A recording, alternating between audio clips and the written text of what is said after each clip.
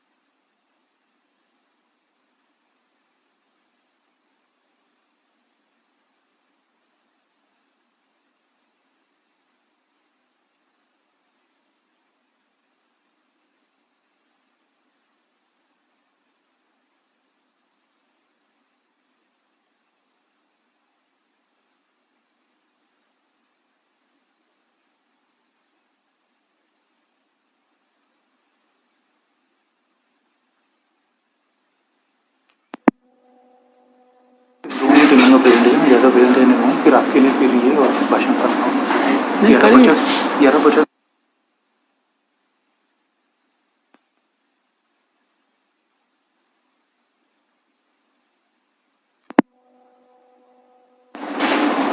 So, Honorable Minister of Science and Technology, Earth Sciences, Health and Family. Who has been our for great veteran and also the Vice President of CSIR.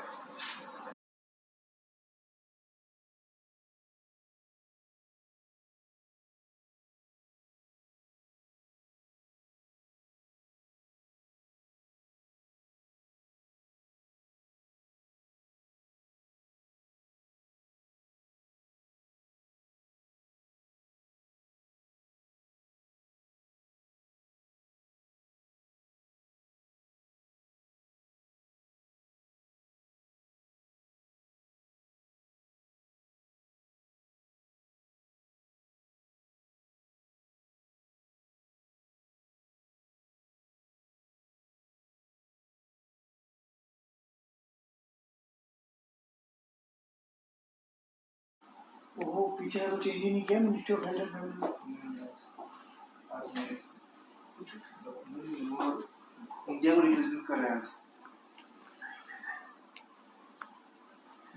आज India को represent कर रहे हैं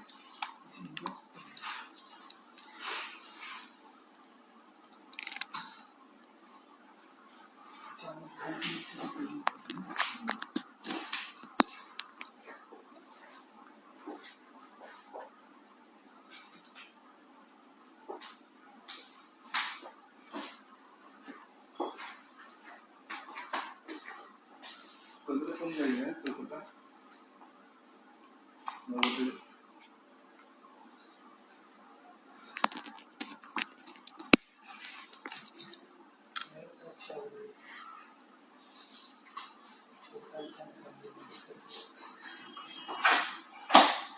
AC बंद करने को पता है एसी बंद करना है इसको करके कोई दूसरा कर दो, लेकिन थोड़े रखना। मौसम ठंडा है ना, मौसम ठंडा है तो अभी थोड़ा कम ही कर दो।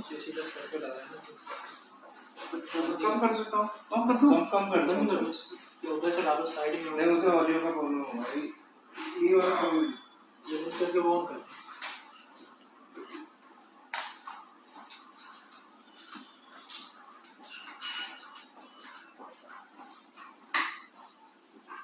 ये वाला समझ ये वाला ये वाला में ये वाला समझ ये वाला साउंड कर रहा हूँ। अरे बंद हो गया ये पावर सारी चली गई है।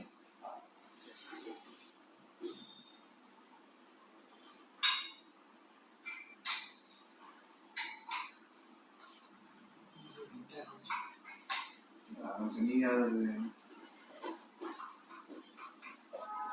बज नहीं रहा ना मेरा स्विच बंद है कितने बज रहे हैं स्विच बंद है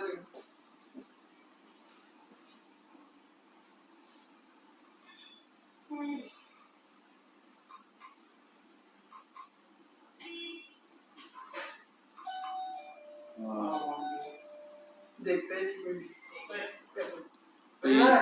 ये सब चीजें पहले ही सही है, देख लेते बाद।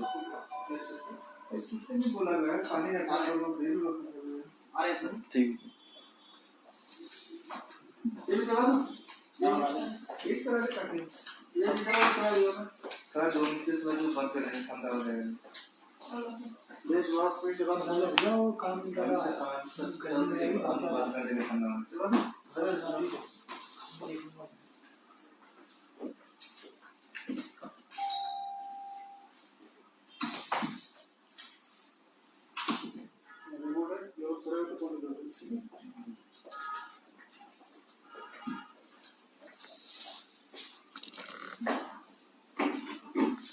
सामने वाला बंदा चला गया मुझे बंदा बंद कर दे उधर से सीधा हवा आएगा सब पड़ेगा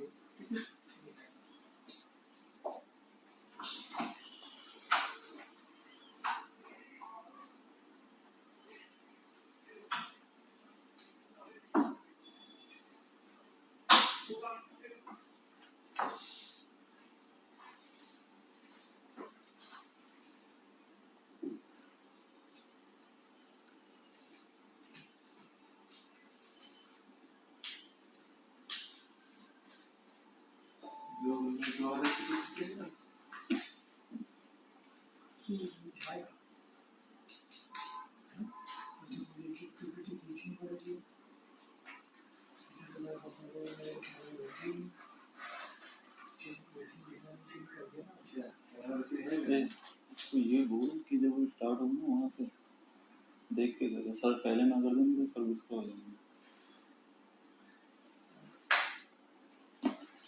वहाँ जो बोलने लगेंगे, जो वहाँ बैठते हैं उस साइड में सबसे नहीं, वो तो ठीक है, लेकिन जब वहाँ पे डिस्प्ले पे स्टार्ट हो ना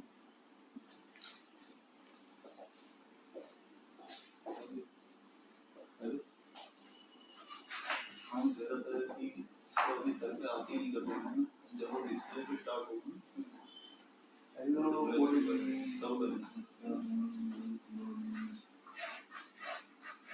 स्टार्टिंग सुन लिखा हुआ है तो अभी जैसे मतलब वो हट जाएगा तो उस साइड से बोलने लगेंगे ना तो उसके बाद उसको वहाँ से करना है,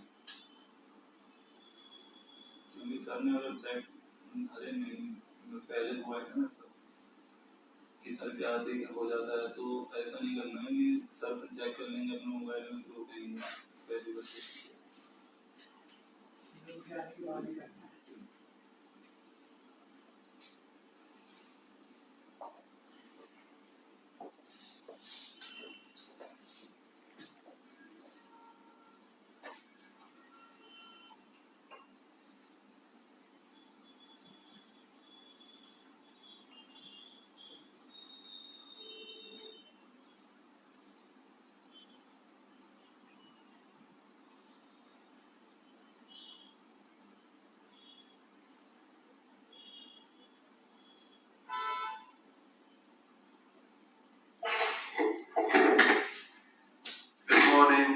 afternoon, good evening, honorable ministers, distinguished colleagues. Thank you once again for joining us.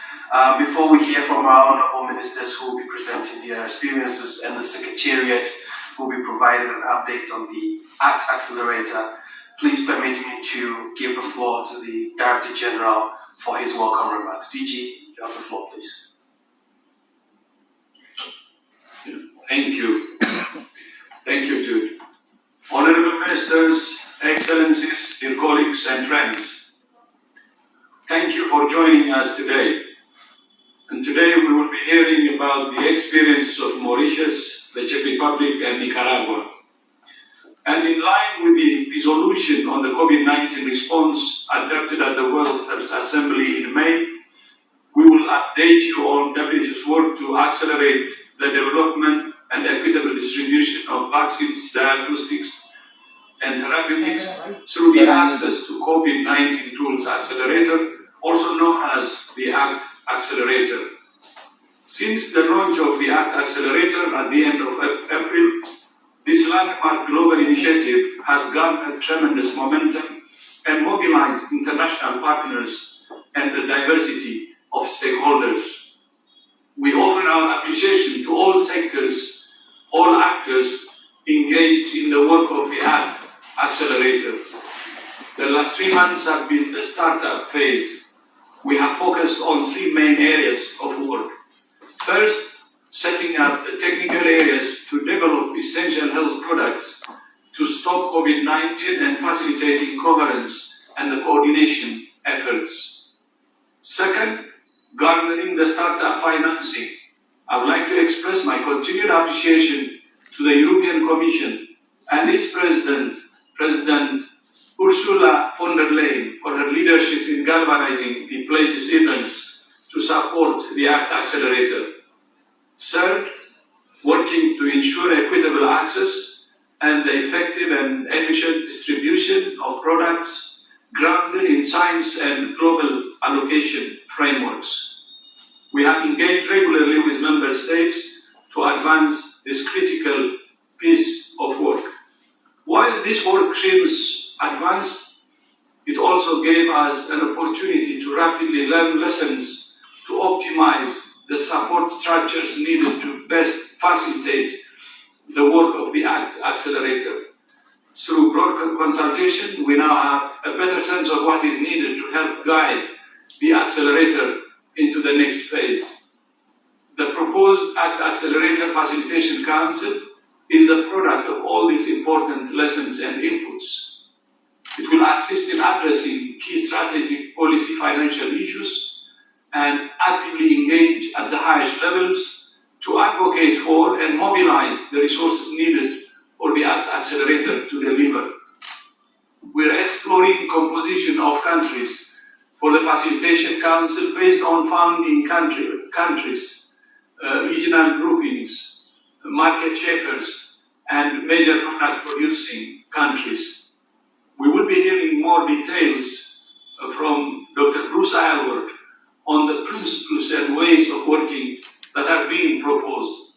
And next week we should be able to bring an approach forward for your guidance. Next, I would like to give you a brief update on critical issues in the pandemic response. I would like to draw your attention to a new study in The Lancet by some of the world's leading nutrition experts that estimates that in this year alone, the pandemic could lead to more than 10,000 child deaths per month. Food, social service, and economic systems have been upended by the pandemic. Combined with some of the responses to the pandemic itself, such as school closures, trade restrictions, and country lockdowns, this is dealing a devastating blow to already struggling communities. Together with the Executive Director of UNICEF and the Director General of the UN Food and Agriculture Organization and Executive Director of the World Food Programme, we're calling upon the world to provide US $2.4 billion to protect these children from debilitating wasting and deaths. The pandemic is also expected to drastically increase other forms of child malnutrition, including stunting, micronutrient deficiencies, and overweight. As a global community, we must act now to prevent the devastating long-term consequences of hunger and malnutrition for our children and for all of our futures. This is a preventable tragedy. Now let me turn to some other critical issues as we combat the spread of the pandemic. More than 16.5 million cases have now been reported to WHO, and more than 650,000 deaths. If we look into those numbers, there are some important lessons. Critically, half of all cases globally are in the top 3 countries, and half of all deaths are in the top 4 countries. So although we are dealing with a global pandemic, not all countries are experiencing large, uncontrolled outbreaks. While facing an unprecedented global challenge, we should also have cause for hope. We know that taking the right actions works. The basic measures needed to suppress transmission and save lives remain the same. Find, isolate, test and care for cases, and trace and quarantine their contacts. Keep your distance from others, clean your hands, avoid crowded and enclosed areas, and use a mask. Where these measures are followed, cases go down. Where they are not, cases go up. Countries and communities that have followed this advice carefully and consistently have done well. It's never too late. Even major epidemics can be turned around. I want to emphasize again that while lockdowns can help take the heat out of an epidemic, they are not the answer on their own.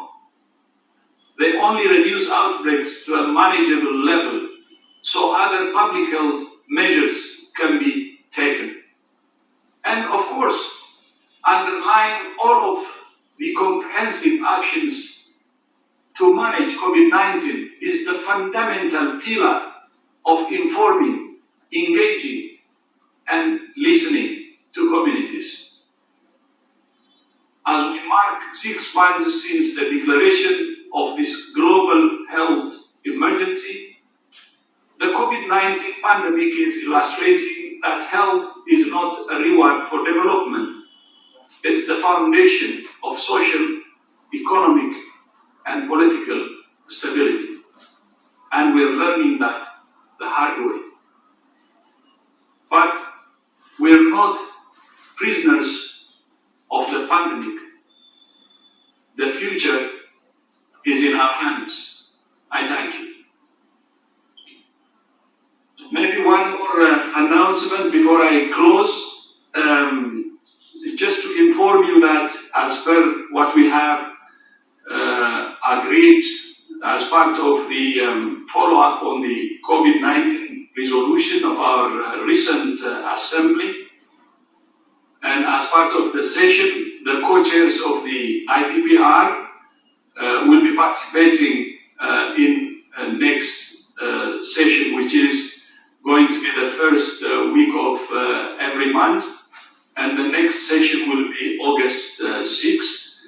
So we will invite President Sirleaf and Prime Minister Helen Clark to join, so that the next Thursday will be fully dedicated to discuss on the progress of the resolution that was adopted in our last meeting, last assembly. And then, as I proposed during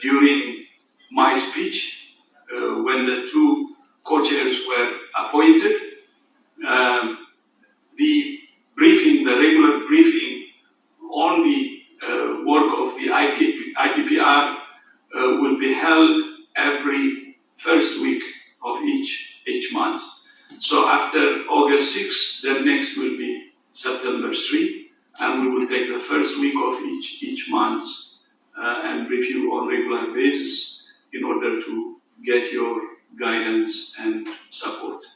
Thank you again, Jude. Thank you. Thank you very much, Director General. We will now move to our country presentations, and I have the honor to invite the Minister of Health and Wellness of Mauritius, Honorable K. Jagatpal, to make the presentation. Honorable Minister, you have the floor, please.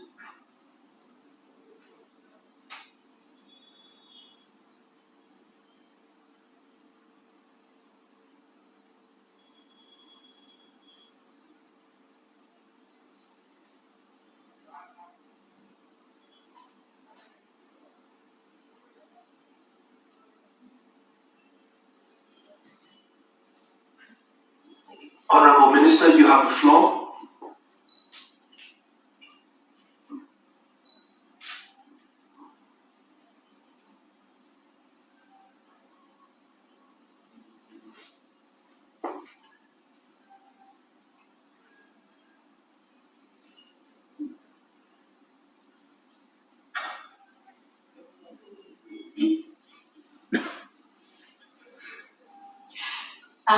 Our Honourable Minister Jagatpal from Mauritius, just wishing to confirm that you would now have the floor. Thank you. Over.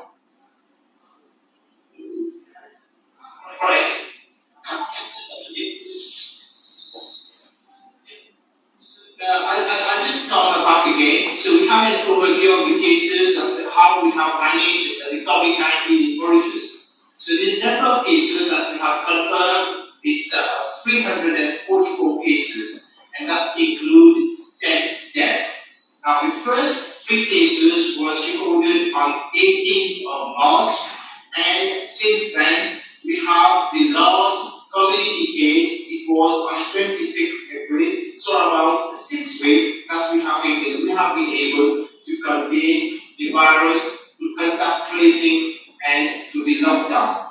Now, from 24th May till 29th July, there has been no locally transmitted cases. However, we have 12 imported cases that have been reported, and those 12 imported cases, we have recorded them. They have been placed in quarantine centers. Now, on that, I should say also that the number of passengers that have been quarantined as from 29th July, that figure is around 5,062 passengers that have traveled and have been, we have recorded those cases. Now, in Mauritius, the measure that we have been taken in Mauritius to prevent COVID-19, which is happening around the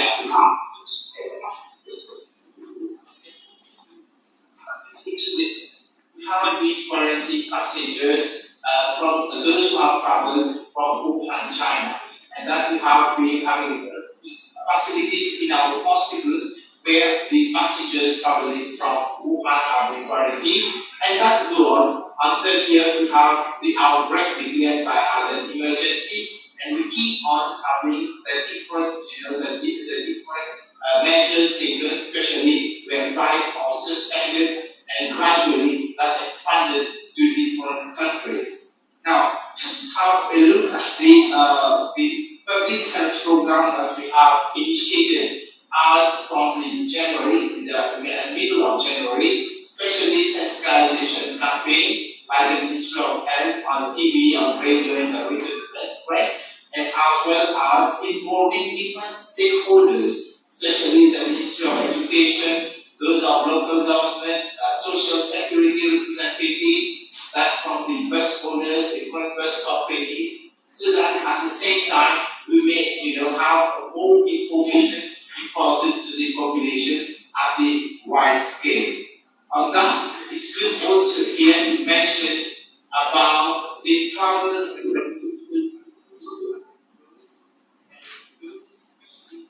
We have seen how the disease have been spreading around the world, especially in countries like China, Italy, Iran, where there have been a ban on the incoming passengers on the flights coming to Mauritius. So I'll just go back to on 16th. Extended that restrictions to passengers, even coming from the European Union, including United Kingdom and Switzerland. And so far, we all remember how during those days the disease has been spreading in those countries. So we had some measures taken in our country. Now, for Mauritians coming from these countries, they were obviously automatically placed in quarantine for 2 weeks. Let me remind here that we had so many facilities for quarantine, and at that time, fortunately, we have the hotels owners who have been, providing the government. You have the hotels as quarantine centers, and after that, we had the emergency cases, and at the same time, our Prime Minister, we had taken some drastic measures like the sanitary confinement, the sanitary lockdown, which has started as from the 20th of March this year. Now, implementation of the lockdown procedures that has started from the during the lockdown, especially when the Prime Minister himself, again, we had a lot of collaboration of WHO. The representative of the WHO has been continuously giving us assistance. Here it's good also to mention that as from the beginning, from the last week of January, the government, the Prime Minister has chaired a high-level committee along with the representative of WHO. We have worked in collaboration, and that have given us a lot of input about how are we going to deal with the quarantine facilities, how do we deal with the, for the public safety measures, for the public health measures, and we had a lot of inputs from the WHO representative in Mauritius. Now, the implementation of the lockdown procedures that has been during the curfew, especially about the shops, about the work access permit, about giving people assistance in terms of salary, in terms of different measures that we all have been, as it has been mentioned here in this slide, where we have been able to see what's going on in the community and given extended help from the government, especially about supermarket, bakeries. All has been done in such a way that we don't make people mix together, there is no crowd, and we try to manage all those different places where there could be crowd, and that has helped us quite a lot in managing and containing the disease. Especially we have surrounding islands in Mauritius like the Rodrigues. We have also suspended the flights. Rodrigues is a small island of around about 150 kilometers from Mauritius, and the population is around 50,000. The inhabitants means 50,000, and so because we had some cases in Mauritius, so we suspended the flight, and up to now we had no cases of COVID in Rodrigues Island, and that has helped us to contain again to prevent the virus from coming into that small island. Now, the deconfinement phase that has gone into process into releasing that let again it is stopped. That also we have been doing it in a gradual way. So we start like opening the public places, supermarkets, and bakeries. We started getting down with gradual opening of the different activities, like having all the economic activities started coming into more, and then lastly we have a gradual process like doing that. All right. Now about the involvement of the different stakeholders in response to COVID. So we had a collaboration. We had meetings with them, trying to have the information so that we can do it in a gradual way, and that, of course, trying not to make it become a public outcry where we have problems in the society and the community. So fortunately, that has been the involvement of the different stakeholders, including the setup of funds, all that. Now here it's also worth mentioning that we have the contribution of 11.3 billion rupees by the European Union, especially to assist us in the COVID-19, how to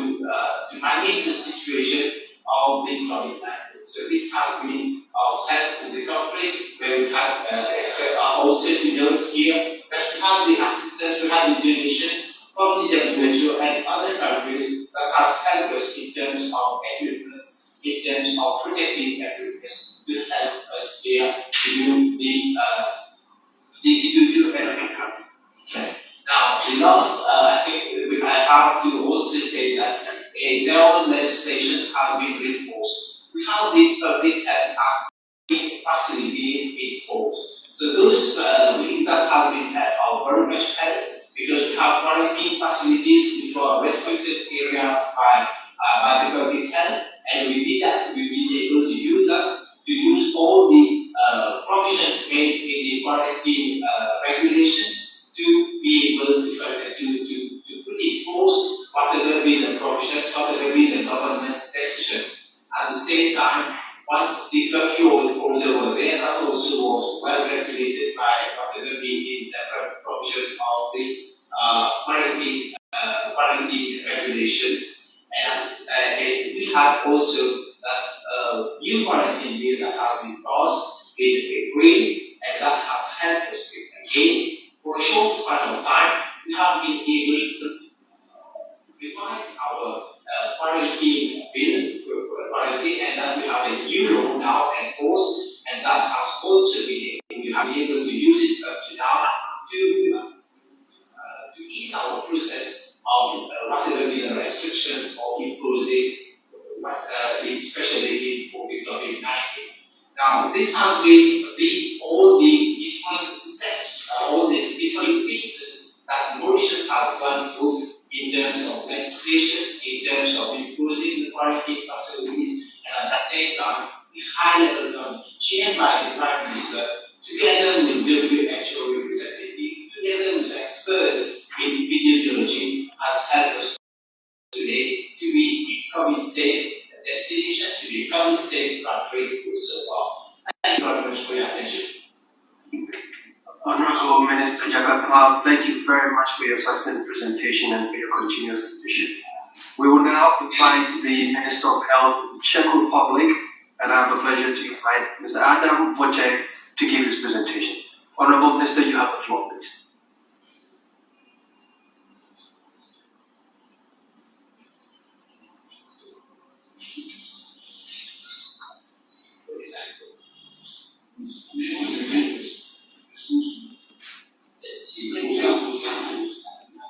Hello, can you hear me? Yes, it's fine. Thank you very much, Honorable Minister. Please proceed.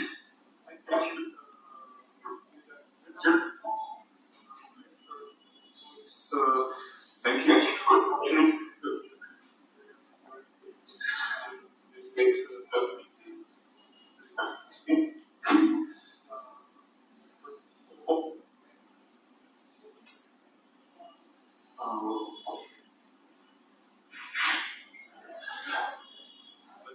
Briefly present the Czech Republic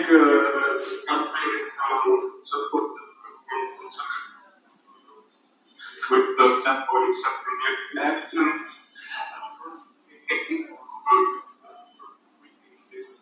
of the COVID-19.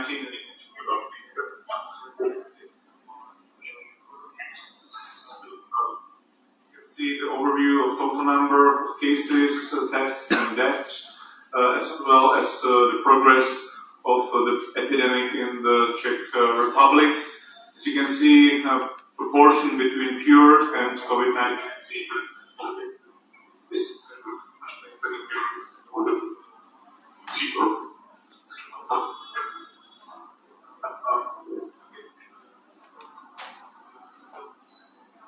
Strict measure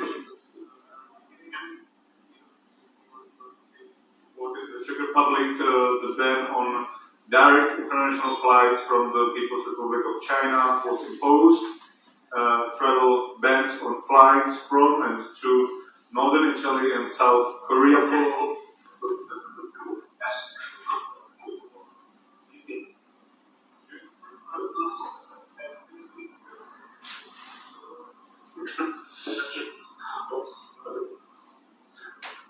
The state of emergency on the 12th of March, and on the 16th of March the nationwide Quarantine was declared by the government.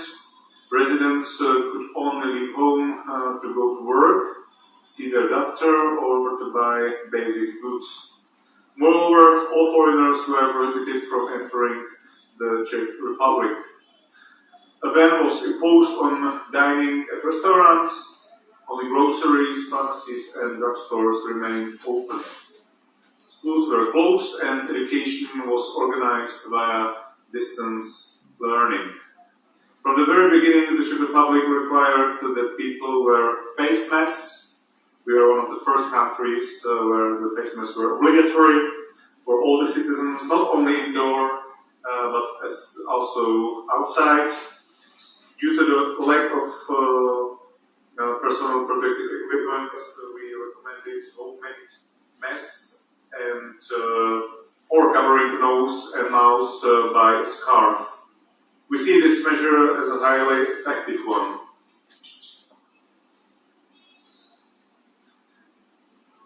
Thanks to the information we received from our foreign colleagues and international organizations, we knew that the preparedness of intensive care units and the capacity of our healthcare system was crucial. We started to monitor free bed capacities and ICUs across the country in real time to be able to protect capacity.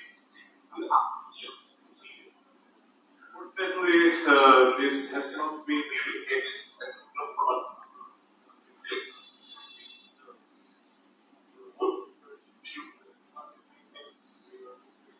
For the best, but preparing for the worst.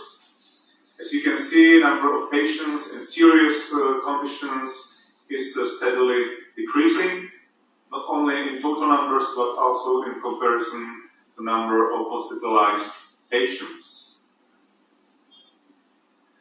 Digital and IT solutions have been a common part of our daily practice.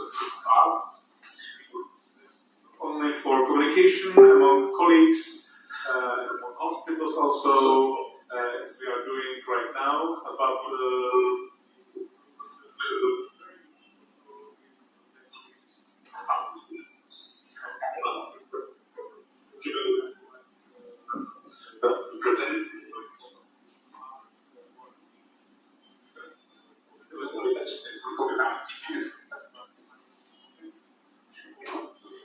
identify the highest possible number of days. If the person agrees, a memory map based on data provided by mobile operators is created.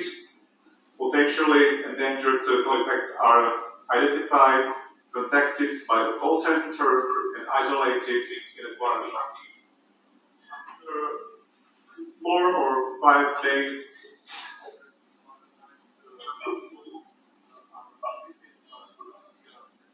team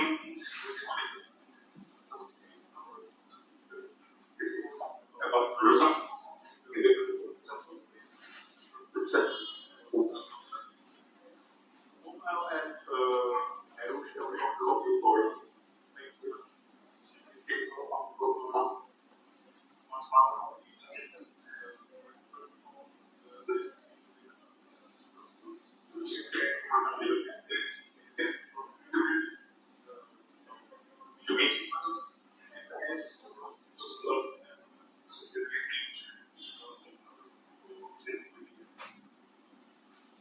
the user be tested positive, he can provide data to hygiene office for further epidemiological analysis.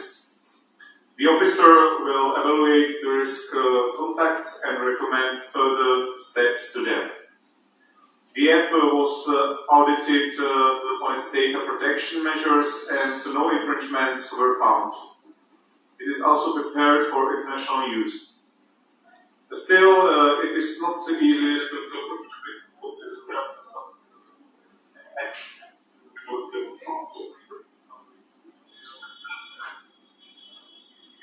as much as possible, especially before the user. I believe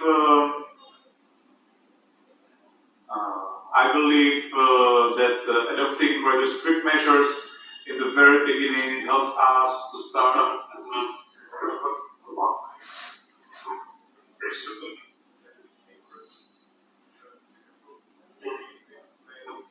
based on a long-term plan which still allowed for changes and control over the epidemic and possible setbacks.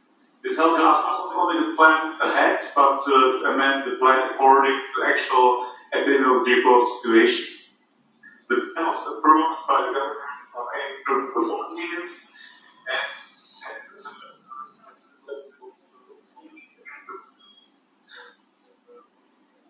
or two apart.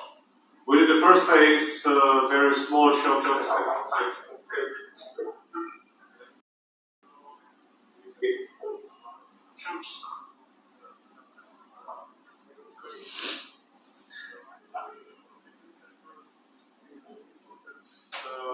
universities reopened for students in their final year of study.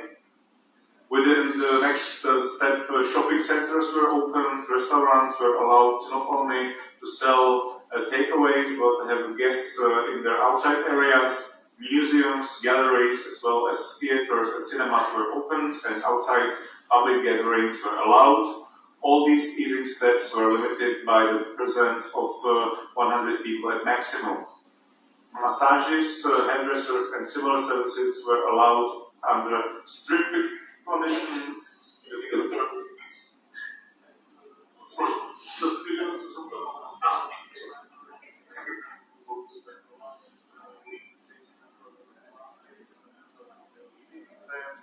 Groups of maximum 15 students.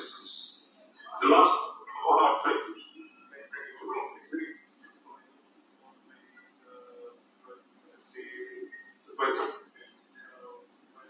hotels, restaurants, and simply majority of the economy reopened. Students of the first 5 years of primary school were allowed to return to school on voluntary basis. All the steps were always accompanied by detailed conditions and restrictions that had to be fulfilled in order to prevent new spread of coronavirus. And of course, we cannot omit the very essential measures, personal hygiene principles and social distancing. Current epidemiological situation is completely different.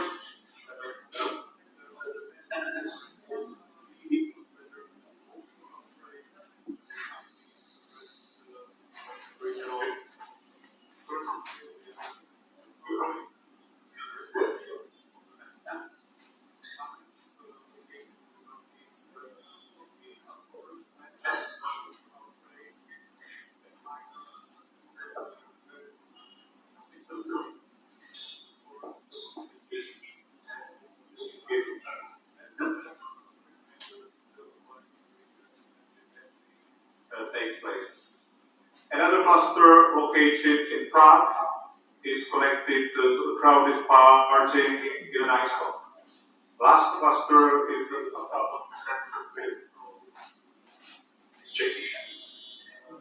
This one is problematic mainly due to the age of clients.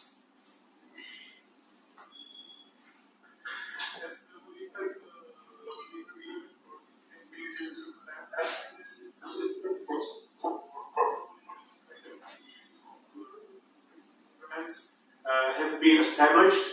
You can see basic overview in this slide. However, we have decided to establish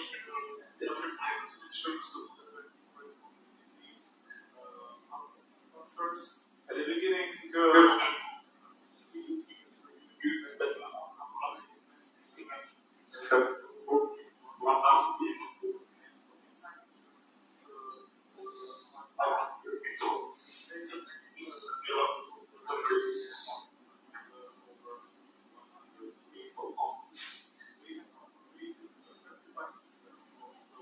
Four stages, sorts of anti-epidemic measures. measures are connected with each stage. The aim is to give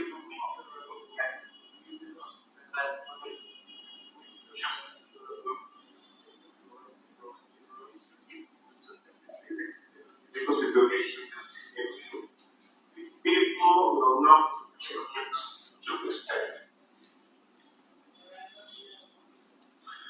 Then we affect the rate of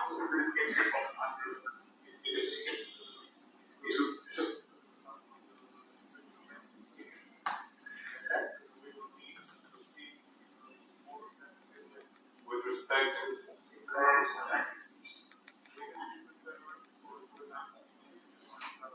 co-infection, we also need to decide how the risk of importing cases should be managed, and this could be decided on a broader consensus of geographically close countries, if possible. Furthermore, we need to be ready for the coming endangerment of our health systems, the rise of unemployment, money flowing to the health system.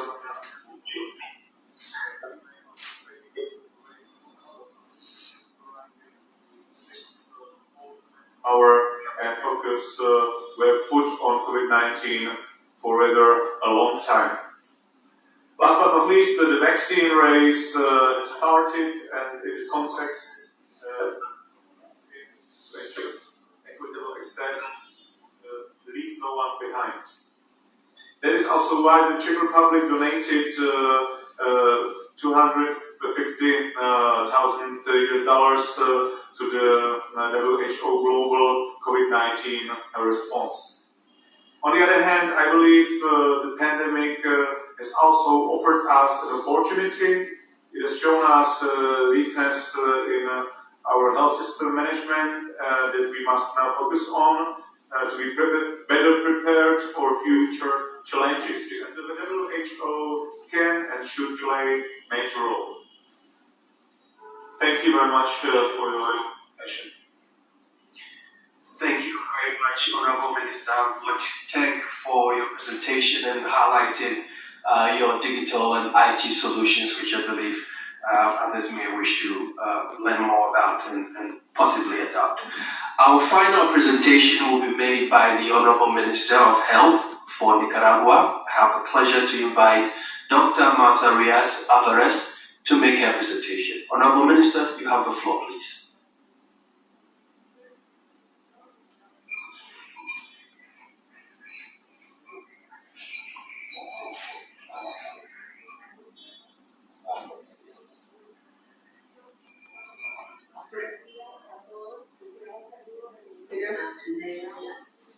To everybody here. Well, we are going to share our experiences in Nicaragua as regards preparedness and response. We have 130,000 square meters, and we have about 50 inhabitants per kilometer squared. Now, regarding the incidence of COVID-19 cases per week, we were in the 31st week and we had a total of more than 30,000 cases. And this 22nd week, we had the highest number of cases. We can also see that there are more cases amongst men, which represents 59%, and 41% for women. We also see the difference in age range. We have 73.4% of people over the age of 60, and people under the age of 21 being affected at 5%. We have seen that the first case was reported on the 18th of March, and we have the total accumulated number of cases. Over the weeks, we have seen an increase in percentage of cases of COVID-19 in the last few weeks. We have also now seen a reduction in the number of cases in the last 4 and 5 weeks particularly. We have also been looking at the number of deaths. We have a total number of 116 deaths, and we see that 67% of these deaths are suffered by men and 33% by women. We also see that 70.69% of deaths are for people over the age of 60, and compared to those between the ages of 29 and 21 and 59, suffering 28.45% in terms of deaths. We also have the distribution of comorbidities with high blood pressure as well as diabetes. We have been strengthening our healthcare system,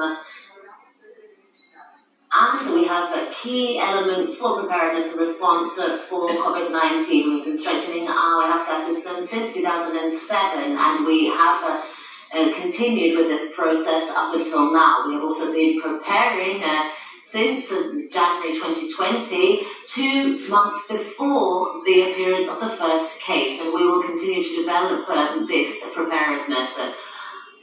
We have also strengthened the healthcare system between 2007 and 2020 with certain key elements.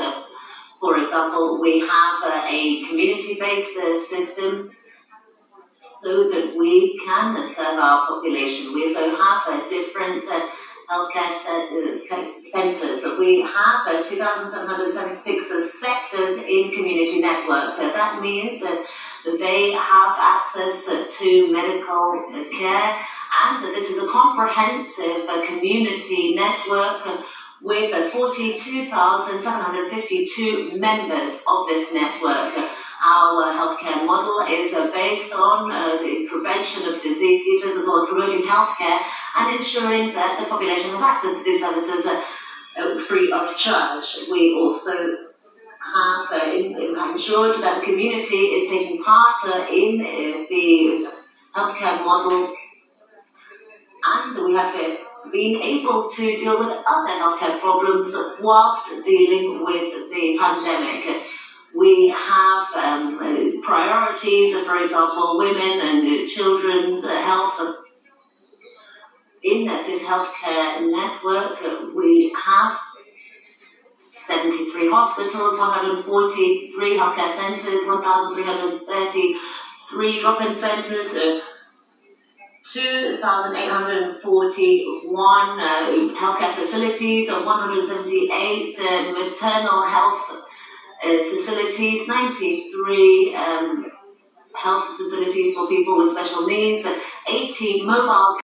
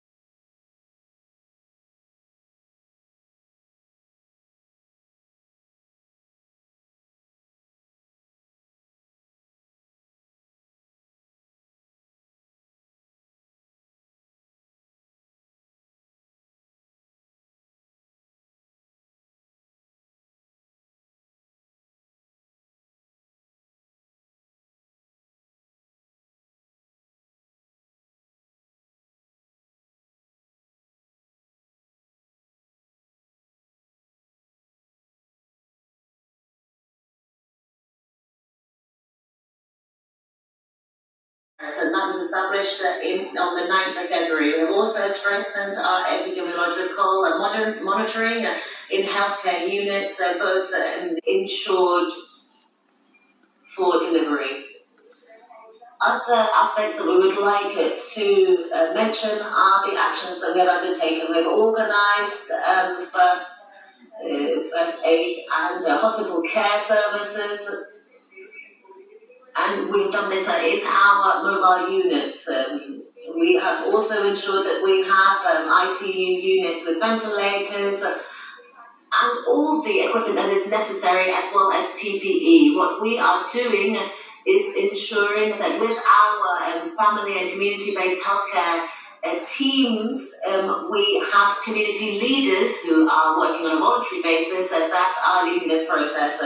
We are also ensuring that we continue to inform the population, and we have had more than 4.7 million home visits to educate the population. We are also doing this so that we can detect any suspected cases, and one of the main and one of the key issue of our program is to save lives. We are also ensuring the monitoring of people who are at home and those people who are coming back to Nicaragua. So we have been following up on 42,000 passengers that have come back to Nicaragua. We have also ensured that we are monitoring healthcare professionals and any people who have COVID-19 who are at home. In this process, we also have for disinfecting with chlorine in public spaces.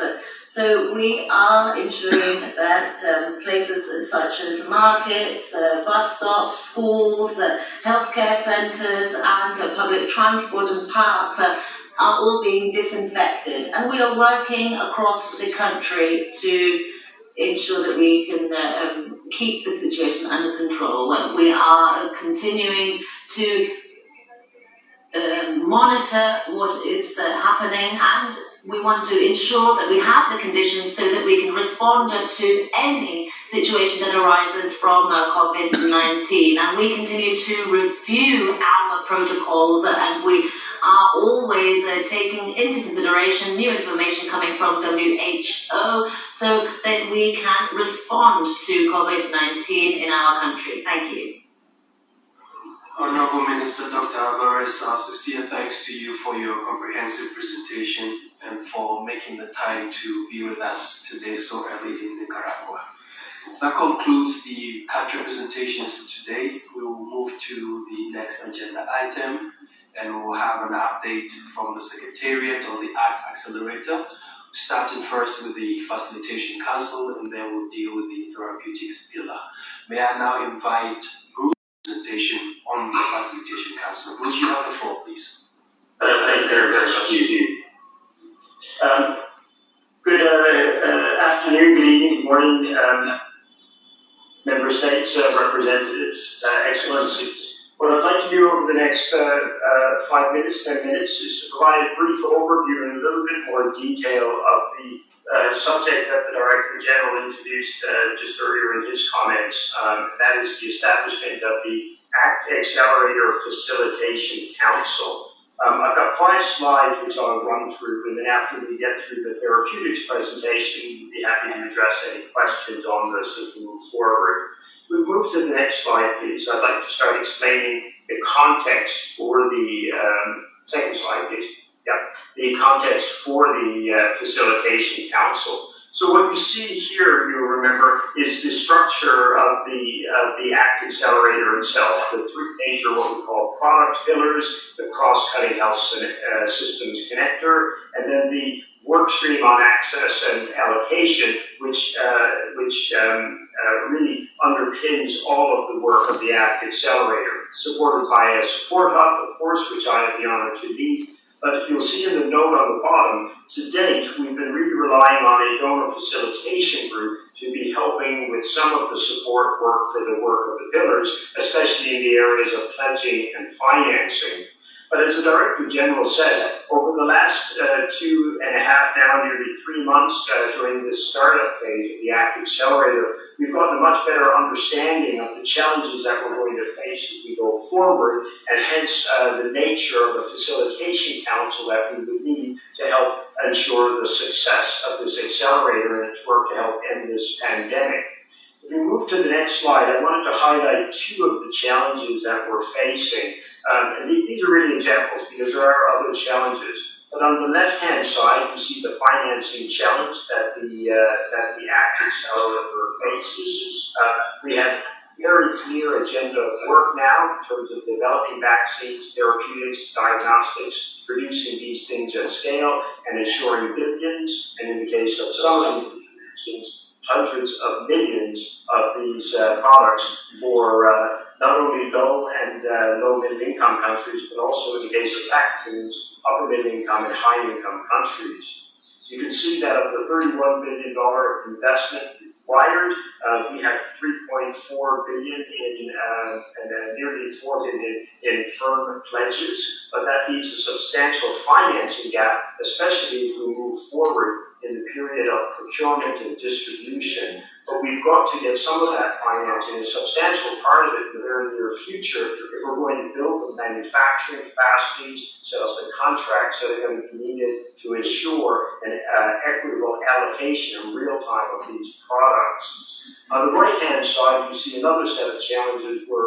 facing, and that is with respect to the distribution of these scarce resources that are going to be critical to getting all the countries' health systems safe, to getting societies open, economies functioning as we move forward. Vaccines that are provided here, you can see that on the left-hand side, we have the number of doses currently under contracts for domestic or national use versus regional use in the middle column, versus really for a global solution, which we all agree and believe is critical to the goal of getting societies open, systems safe, and economies functioning again. And as you can see there, as a result of both financing challenge and also some of the contractual challenges as a result, we still have a substantial gap. We're hoping to address that now as we move forward with the establishment of concrete commitments now to the COVAX vaccine facility between now and the end of August. But these are some of the challenges. And then that translates now into the major functions that you'll see on the next slide in terms of reference of the ACT Facilitation Council that the Director General is working through consultation to finalize and put in place. The primary functions of the Council will be to help the pillars and their whole accelerator to address some of these key strategic, policy, and financial issues that we face, but then also to be engaging and championing at the highest levels of government some of the political advocacy around the access and allocation issues, as well as the mobilization of resources to be able to achieve the goals of ACT. There are a set of secondary functions I won't run through, but you will have the slides to be able to look at these at your convenience later. If we then move to the next slide, I wanted to say a few words about the principles, composition, and ways of working of the Council. That is what is serving as the basis now for us to put forward a final set of recommendations to the Director General on what the composition may look like. And so the basic principles for the Council is that we would try to keep it small and agile because it will be a time-limited entity, looking for the highest possible representation from countries to be able to solve the kinds of problems you saw on the previous slides. And then we wanted to emphasize that this is really an enabling and facilitating function, because you remember in setting up the ACT Accelerator, all the member states, there's entities involved who agreed that the decision-making should rest with the boards of the agencies, whether it's the governing bodies of WHO, the board of Gavi or SETI, or other entities. So the real function of the Council is to guide, to enable, to facilitate the work of the pillars as we move forward. In terms of the composition, You will see here there's four types of participants in the council. It would really be anchored in the government's members, and we anticipate there will be between 20 and 25 government members. This would be a combination of the founding donors, some of the major founding donors of Act A, some of the major market shapers when it comes to the tools that and producers when it comes to the tools that Act A is looking to fast track. And then a number of regional political and economic cooperation groups to ensure that we've got the appropriate and broad representation needed to guide the work and coordination of this work as we go forward. The work of the foundation or the hosting of the meetings would be by the World Health Organization and the European Commission. Those meetings would be chaired by government members who are selected among themselves. The non-government Act A partners, who would be two, the Gates Foundation and Wellcome Trust, who played substantial roles in the setup and initiation of the work of the Act Accelerator. And then there would be standing invitees to ensure that the Council is able to hear and draw on all the critical perspectives it will need as it deliberates. In terms of the ways of working, there would be monthly and then quarterly virtual meetings that would be decided by the Council itself and based on the needs of the Act Accelerator as it goes forward. The small group that I'm managing would be serve as secretariat, and it would interact with our member states, obviously, through the COVID briefings and potentially other mechanisms. It would be informed by the STAG for infectious hazards. This is the WHO expert group reports to Mike Ryan and advises us on this work. By the CSO, our Association, and international organizations. The next slide is a schematic we put together to try and show how this would work. So you see at the center there, the Act A Facilitation Council and Support Hub, and then the contributions from member states, civil society, donors, scientific expertise, industry, and the UN and international organizations through various existing mechanisms that have been set up for either the response or Act A.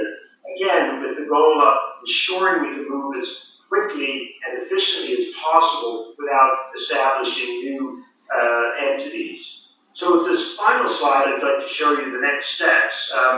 What we will be doing this week, there will be further consultations on membership. There is now a shortlist based on the criteria that I showed you earlier, and we have a goal of membership and being able to present that to you for discussion next week at next week's meeting. And then with the goal ultimately of having the first council meeting on either the 1st or 2nd of September, and that's first week of September. So with that, hopefully you now have an overview of where we are in the planning for the Facilitation Council, what this will look like, and next week we would like to come back to you and present what the final composition would be in terms of actual members. So Jude, with that, thank you very much, and back to you. Thank you very much, Bruce, for that. We will now move to the second item. Dr. Simao, you have the floor, please.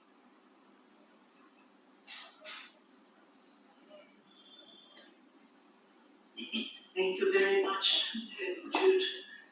Good morning, good afternoon, and good evening to everyone.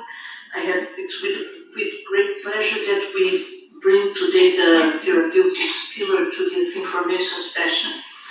And with today's presentation, we will have presented 3 out of 4 pillars from the Act Accelerator. And it's also with pleasure that I introduce the 2 speakers today, Dr. Philippe Dineton, who is the Executive Director AI from Unitate, and Dr.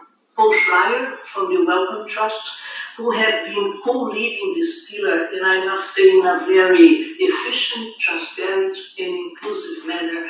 And WHO has great appreciation for working with both Unitate and Wellcome Trust on this therapeutics pillar. I will hand over to both ready to start with the presentation? Please, Paul, the floor is yours. Thank you very much.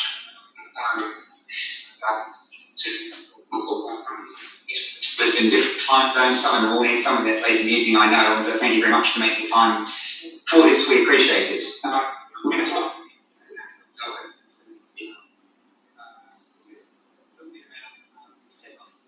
In this work, but only a very small amount. I think most people here will fully understand why we're here on this topic. Then a bit about planning.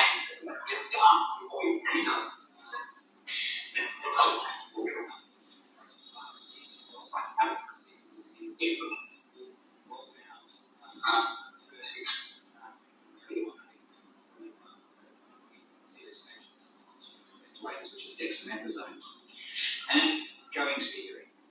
And then we'll come back at the end, and if there are any questions, we'll be very happy to answer them. In total,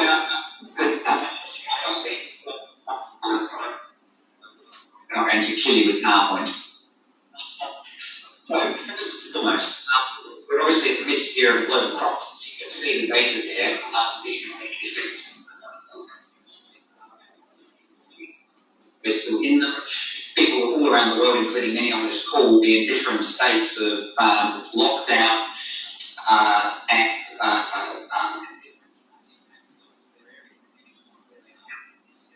that is a very serious, probably one of the greatest threats of this kind, combined economic and health threats in a couple of centuries. So obviously we've got to move quickly, at scale, taking proper account of risk, but we've also got to take a bit of risk here, because the point about moving quickly is we have to do some things in parallel we might otherwise have done with more time in sequence, and that's part of what our investment is about. Mariangela, if you could advance us to the one more, please. So, we have one part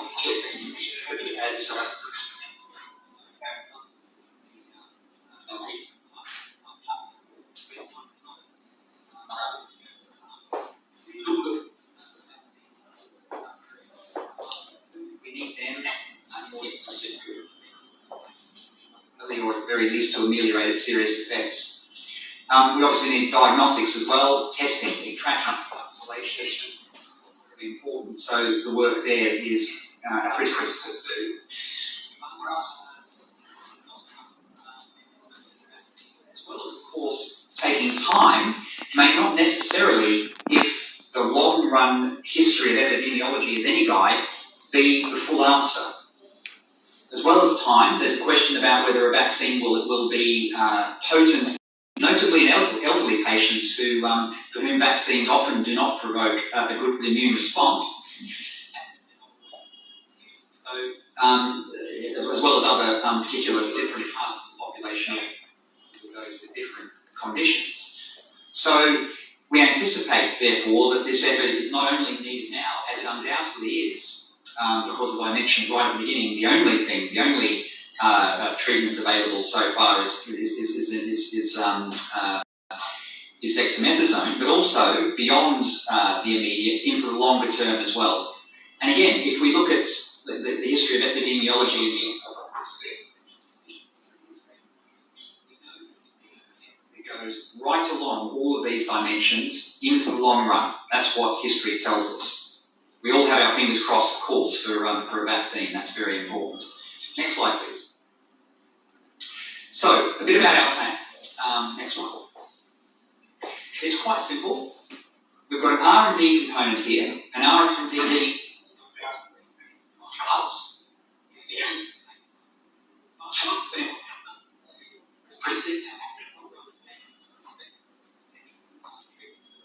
from repurposing and from new compounds brought through to clinical trial. That includes, of course, manufacturing,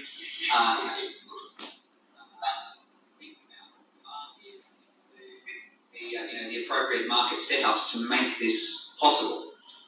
And then the third component, and this is particularly important, procurement and deployment. And we're going to, in just a moment, when we talk on the next slide, and I hand back to Mariangela, talk a little bit about the access components of deployment And if you remember back to Bruce's presentation just a moment ago, he highlighted on his overall organisation of the partnership how important the access component of the work is.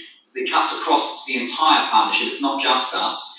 And in it, of course, the WHO has played a very important role. I won't say too much more there because I don't want to steal Mariangela's thunder. If we go on to the way it's set up, you mentioned this is a dual effort in terms of co-convening between the Therapeutics Accelerator, and in that role, I'm the person who's the representative there as co-convener, alongside UnitAid, who've been wonderful colleagues in this work, with Philippe being the head there.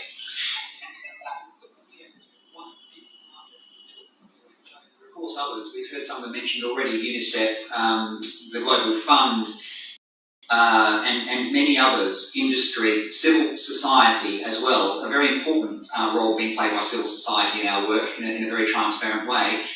We include the WHO in here though, because it bears acknowledgement that that's the WHO's input, as Mariangela hinted at, has been very important for particularly the access components of our work, but also many other components of it in the Army. So I'll hand to Mariangela to just take us on. It's a very brief comment because, as you know, WHO is in charge of the coordination. It's our lead on that. But WHO plays a very central role in this pillar as well as the vaccine and diagnostics pillar, because it does work on the regulatory issues, the safety issues. There's the normative aspects, including policy and guidelines. And of course, we've been discussing more frequently with you the allocation of questions related to health products in general related to COVID. With that, I'm going to move one slide. And with the next speaker, pleased to welcome Philippe Dineton from UnitAid. Philippe, the floor is yours.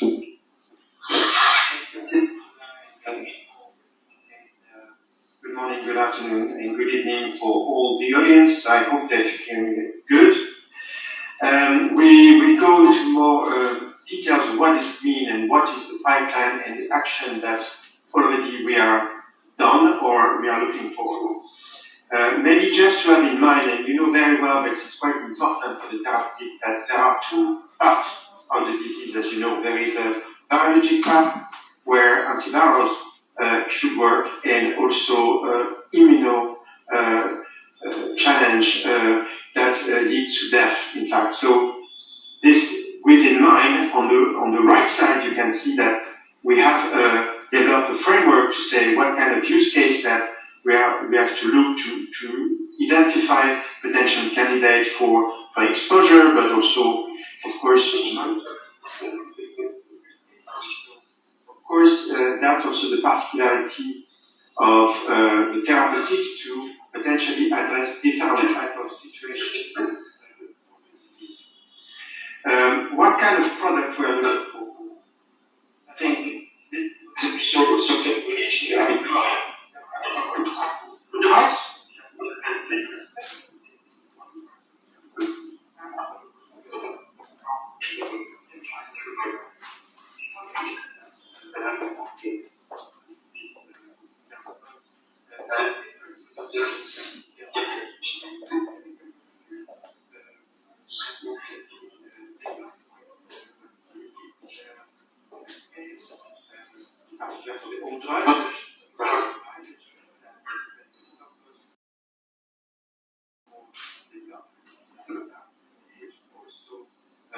Needs a different connection. So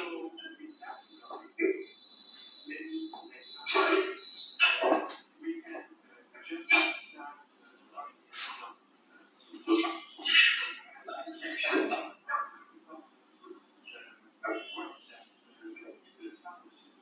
doing in close relation with WHO, by the way, in the rest of the world is to monitor around 1,000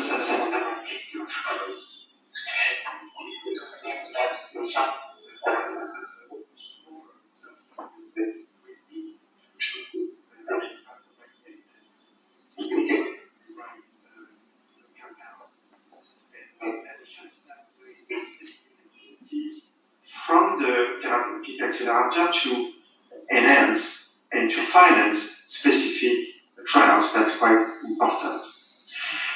Which is the point 2, where already a lot of money has been invested for critical research and development needs, which are key, and make sure that the design, the power of the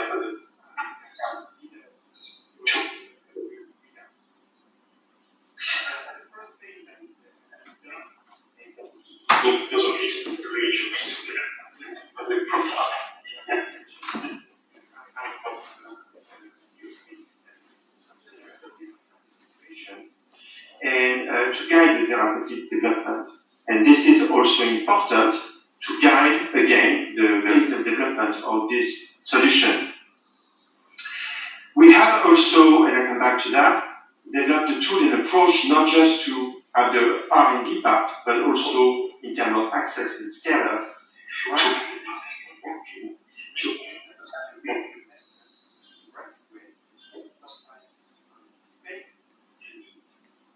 to make sure that we can secure volumes and capacity of production. Of course, one of the key elements is not production, but also affordability, to make sure that we are following a very speed but secure regulatory process for the priority assets.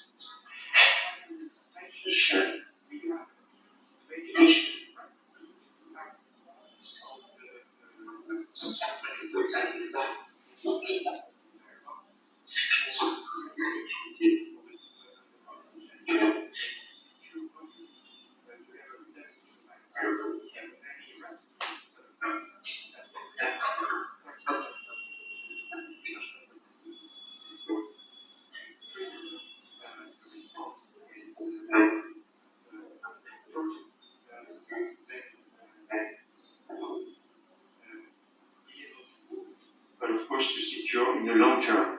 This is something that is also very important for the future drugs. Next slide. So it's a busy slide. I'm not going into all the details. To summarize a little bit, and to show you the kind of monitoring, it's illustrative, but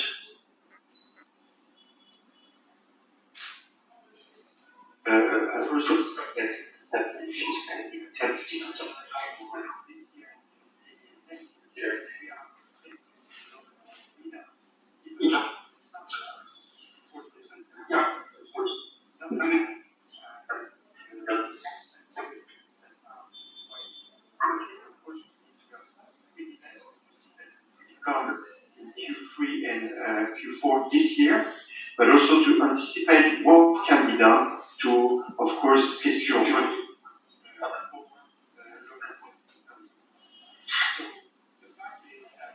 We need to work in parallel and to make sure that we are in a situation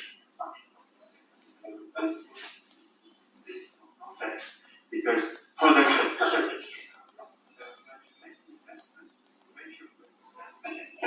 right.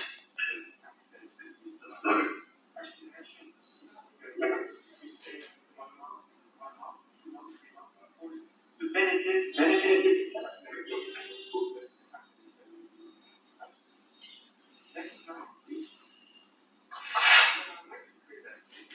Coming from the pipeline and to see what does it mean. So again, it's illustrative.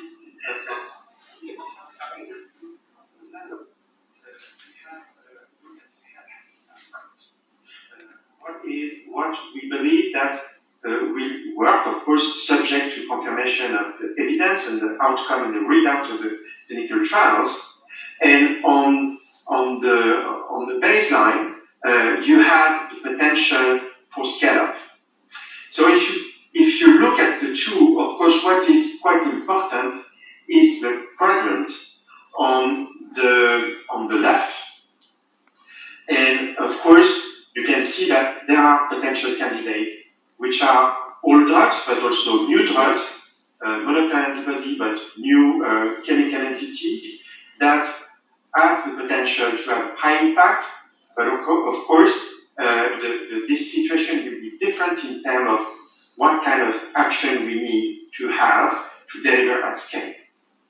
Just to mention that on the left, you can see that we are expecting to have potential good, let's say, outcome potentially for hyperimmunoglobulin or convalescent plasma in terms of we know already because we have started to look at it, is the difficulty to scale up the production of this compound. So it's not just to say that this is what will come, it's anticipation, so subject to confirmation of the information, but also the challenges that we are facing.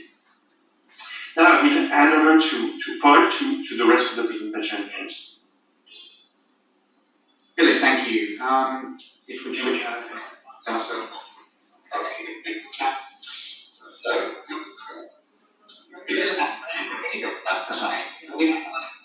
as Philippe has just highlighted, we are in, at the moment, the greatest global R&D effort in treatments in history, probably by a full order of magnitude. This is an enormous global effort. And within it, the ACT partnership itself is playing a very significant role, both in terms of the front end of this pipeline, in terms of funding and directing, in many cases, clinical and preclinical efforts around discovery, through to, as has just been mentioned, market preparedness, manufacturing and distribution. But you think about it, we're only a matter of a few months into this crisis, and it's been, and nonetheless, has been an early success. But there's a lot to do, and what this slide gets to is what those things are, as you narrow the focus down from the longer term into the shorter term. And in a moment, I'll go shorter still. So, over the next 6 months, in the R&D space, we have to continue to fund preclinical study and phase 1, 2, and 3 trials, notably for repurposed antivirals, but also combination treatments as well. So we found dexamethasone. It's one brick in the wall. The wall is far from complete. Next, we're funding R&D in antibody and in novel antivirals, new ones, where we need to. In many cases, there's R&D already going on, and what the proper use for public funds is, and for public efforts, or donor funds, like the donor funds from the Gates Foundation or from Wellcome itself, or others, is filling the gaps and increasing pace where we need to make sure people get access. Put down novel antivirals and antibodies in there because they're, as Philip has just mentioned, very important components of the prospective treatments. And our best scientific judgment, and our work is led by science, is that those are the ones which are a very high priority. They're not the only priority, but they're a very high priority. And you can see how much money we need there. Also, in the next 6 months, on the production side and getting the market ready for servicing, we need to reserve sufficient manufacturing capacity at the right price and scale to be able to deliver the compounds that we need into the clinic and into human treatment at scale. And it's got to, of course, be done in an equitable way. Because as we said a moment ago, equitable access is critically important here, and all of the members of the partnership are signed up to, jointly and separately, that principle. As I said in the first column, in particular, we're focusing on monoclonal antibody treatments at the moment, and we have a couple of leading candidates in the first phase that are important ones that we're looking at, along with a bunch coming in behind, as part of an overall portfolio approach, and then at least one small molecule treatment as well. And that's, so you can see the amount there, and the leaders on that piece of work too. And then ultimately procurement and deployment, I won't labour onto that too much. It's very clear that having discovered something and having it manufactured ready to go, we've got to be able to buy it, we've got to be able to supply it, and we've got to allocate it equitably. That's sort of self-evident. But the thing that matters about that is, of course, it's expensive, because at that point it's when you're needing to actually pay for the cost of the goods and for their ultimate delivery and deployment into the clinic. And you can see the amount there. On the bottom there, you can see the sort of lead partners in each. I just want to reinforce again that this is a global effort, And, you know, we've got a lot to do, but it's been tremendously encouraging to see how well a bunch of organisations have so quickly been able to mobilise around this effort and successfully already deliver the first treatment. Next slide, please. Narrower still, just looking at what we need within the next 3 months. You can see the number there. It's around $400 million is what we need. And in the 6 months video you've seen already, and as time goes on, of course, it gets greater because the number of treatments will increase and the complexity of delivery and so on will increase. These are our best estimates right now. As Philippe mentioned, we're updating them very regularly in company with partners across our partnership. And transparently too. So these are the latest estimates you're seeing right now as of today. Before we move on, I'll say one thing, because I think it is important. We are, on a simple fact base, nowhere near even the first figure in the first 3 months box. Those are the facts. We're not there yet. We need to be. And as Bruce mentioned earlier on, as part of the pledging effort, a number of different organisations and governments have made pledges, and I know in the room here today, or on the conference here today, are a number of people from those governments, and we thank you for that. It's critically important. We thank you, and we also say that as we now move into the mobilisation phase, we'll be coming to talk to you about this too, about those pledges, to firm them up and to translate them into action, because we need it. We are, in practice, a matter of weeks from running out of funding, and we need to fix that. Next slide. One more just here about, in summarising now, about why we think our approach here is making a difference and will make a difference. Next slide. Firstly, I want to sort of divide this up into the sort of process, the means, and then the benefits. Well, the means, and I think I don't need to stress this to an audience scale and this seniority, but clearly it is the only way in which we are going to be able to deploy at scale, right to the clinic, right across the world, based on need, which is what we're trying to do fundamentally. Second, the leadership of this really matters, and we've had some good discussion on that earlier in presentations. Leadership really matters. Approach matters too. It's a very, very important component to work to acknowledge again. We're taking a portfolio approach. Some things will work, other things will not. We've been very, very happy to see some of the very first thing first cab off the rank work in dexamethasone. We need more. Dexamethasone works for those on oxygen, whether they're on ventilators or not. It doesn't work for people earlier in the severity of the condition. So we need more. As I said, we've got one brick, and it's great to have one, especially one that's generic, that is so easy to manufacture and under so little pressure. We'll be very lucky to have something like that again. We need to prepare for more complexity and more challenging compounds to bring to the clinic. And then on the benefits side, we're looking here to de-risk this as much as possible by doing it in partnership, by getting together, dividing the work up, and meaning that overall we get a better outcome than any individual nation or body could achieve on its own. And it's working, which is great. But like I said, we need more to do it. We're also looking to do it at scale and with pace. That's why we're doing things in parallel. That is why when Philippe was speaking a moment ago, he was talking about what we're doing in order to reserve capacity for some of the things that we think are coming through the pipeline down the road, and notably the monoclonal antibodies and the novel therapies. We've actually made moves to reserve capacity, for example, in monoclonal antibodies already. The advantage of doing that, by the way, and I think this will interest the audience, is that if reservations of this kind are made, it means that when we are in discussions with antibody holders, we're able to have a discussion with them that begins right from the start about how we can achieve appropriate access for these treatments right the way across the world, independent of the ability to pay. And we can do that because we have the manufacturing capacity to make it happen. And then finally, the equitable component of this really matters. I'll come back to where I began. I know it's self-evident, but I'm going to say it again anyway, and that is that the way out of this is a successful global effort across what we're doing, what vaccines and what diagnostics is doing. The science, the manufacturing, the distribution, the access will lead us out of this in the absence of which, we have no clear path back to some sort of normality. We all ultimately want to be sitting next to one another and actually meeting one another in person rather than on video conference all day, and that's the aim, as well as protecting public health and improving the economic performance around the world. So that's it, I think. I'll pause there. Mariangela, back to you, and if there are any questions or thoughts, we can take them. Just a final word before handing back to the chair, just reinforcing what Paul and Philippe just said. It's not enough that we have a good and affordable test, diagnostic test. It's not enough that we have a treatment available that's also affordable, safe, and efficacious. It's not enough that we have a vaccine. We need to have all of them. And for this is the reason it's not one over the other.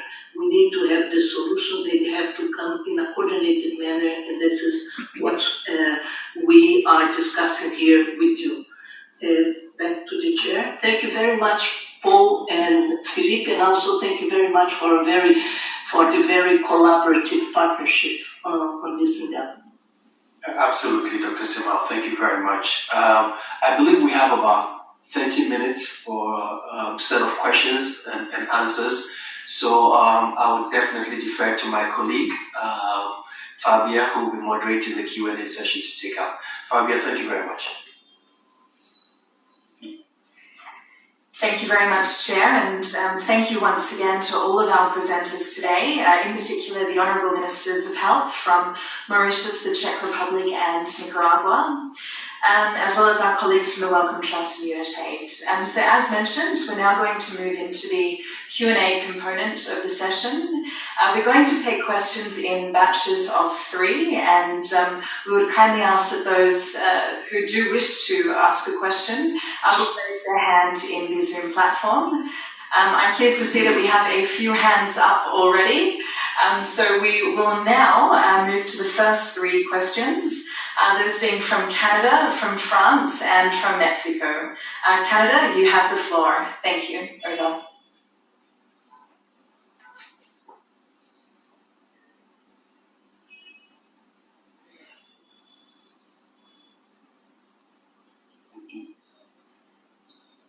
Canada, Nilu, confirming that you have the floor. Thank you. Over. Thank you very much. Good afternoon, colleagues, and thank you to the Honourable Ministers from the countries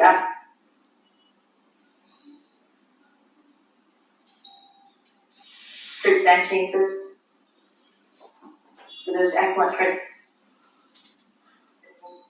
I'm sorry to let you know, it seems to be intermittent. We have a question for me.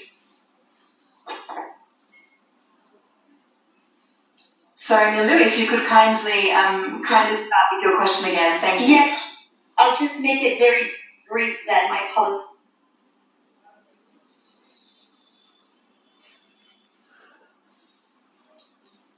For the poor connection. Just in terms of CSOs,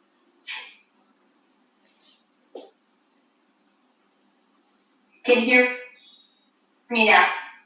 It is slightly intermittent. We understand that your question relates to civil society organisations. If you wanted to put it in the chat, we could take it from there.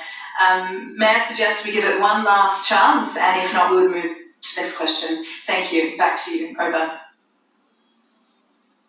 Thanks. I'll just say to Bruce to please kindly describe a little bit more in detail how practically that engagement and those touch points will be with CSOs. They were mentioned on the diagram and the schematic that was presented, but I just wondered how practically those touch points will be realized with the CSOs. Thank you.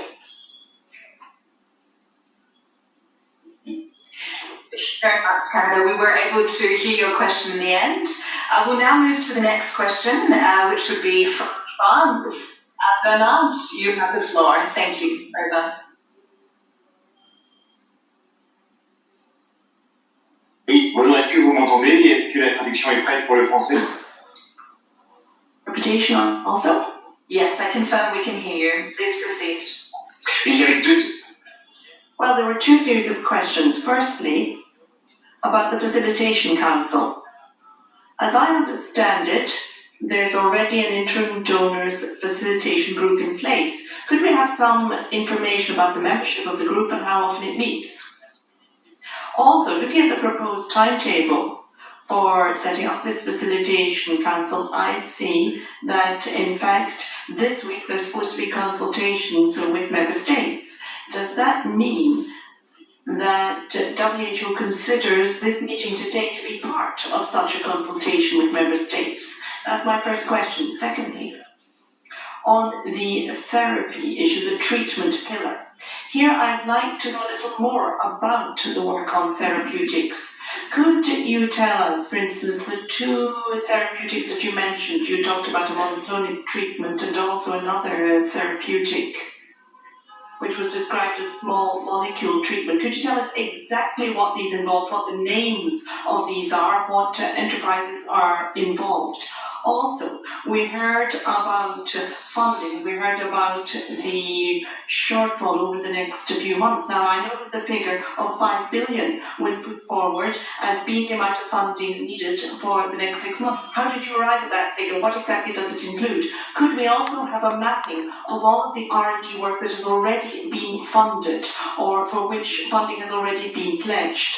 Another question, are you at present discussing these kind of issues with funded pharmaceutical company projects who might be able to feed into what we are doing on the basis of public funding? And if you do have any such examples, could you tell us what pharmaceutical companies we are talking about and what companies are already involved? Thank you.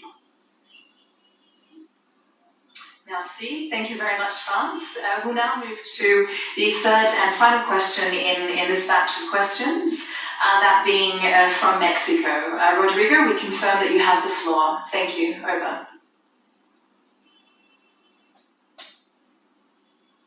Thank you. Let me first thank the ministers from the countries participating today. We value your inputs and your time to share lessons learned from your experience. We also thank the Secretariat. Welcome, Trust and Unity, for the update and the important work done. We have a question regarding the Solidarity trial, which is related to the therapeutic pillar. We understand that around 6,000 patients of more than 20 countries are already participating in the trial, and gradually more countries, patients will join. Also that 2 of the treatments originally planned for the trial are not part of it anymore. So with these developments, do we have a better understanding of the timeline for obtaining results from the Solidarity trial? We are particularly interested in remdesivir, which, as you know, is also being assessed in several other trials. But some countries are already using it under emergency or conditional terms and securing treatments for the populations with the manufacturer. So we value your guidance on this issue. Thank you.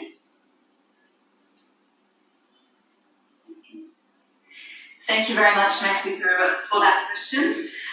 So in terms of our first 3 questions from Canada regarding the practical engagement with civil society organizations, a few questions from France, primarily around the Facilitation Council, the Interim Donor Group, and funding shortfalls.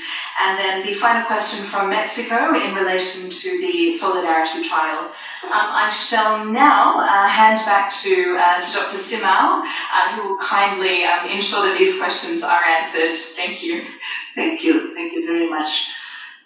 I think, Bruce, the first question on the civil society touch points was directed to Bruce, but Paul Schreier could mention how this is happening in practice in the therapeutics pillar. Thank you. And then we take them the first.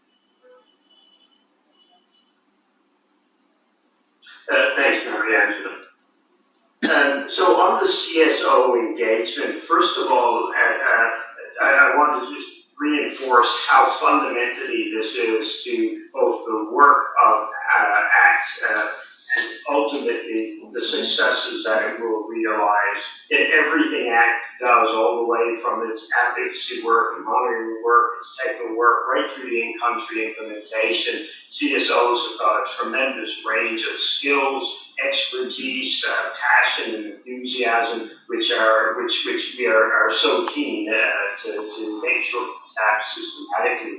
So actually, at the level of the principles of the ACT Accelerator, there's been multiple discussions about optimizing CSO engagement.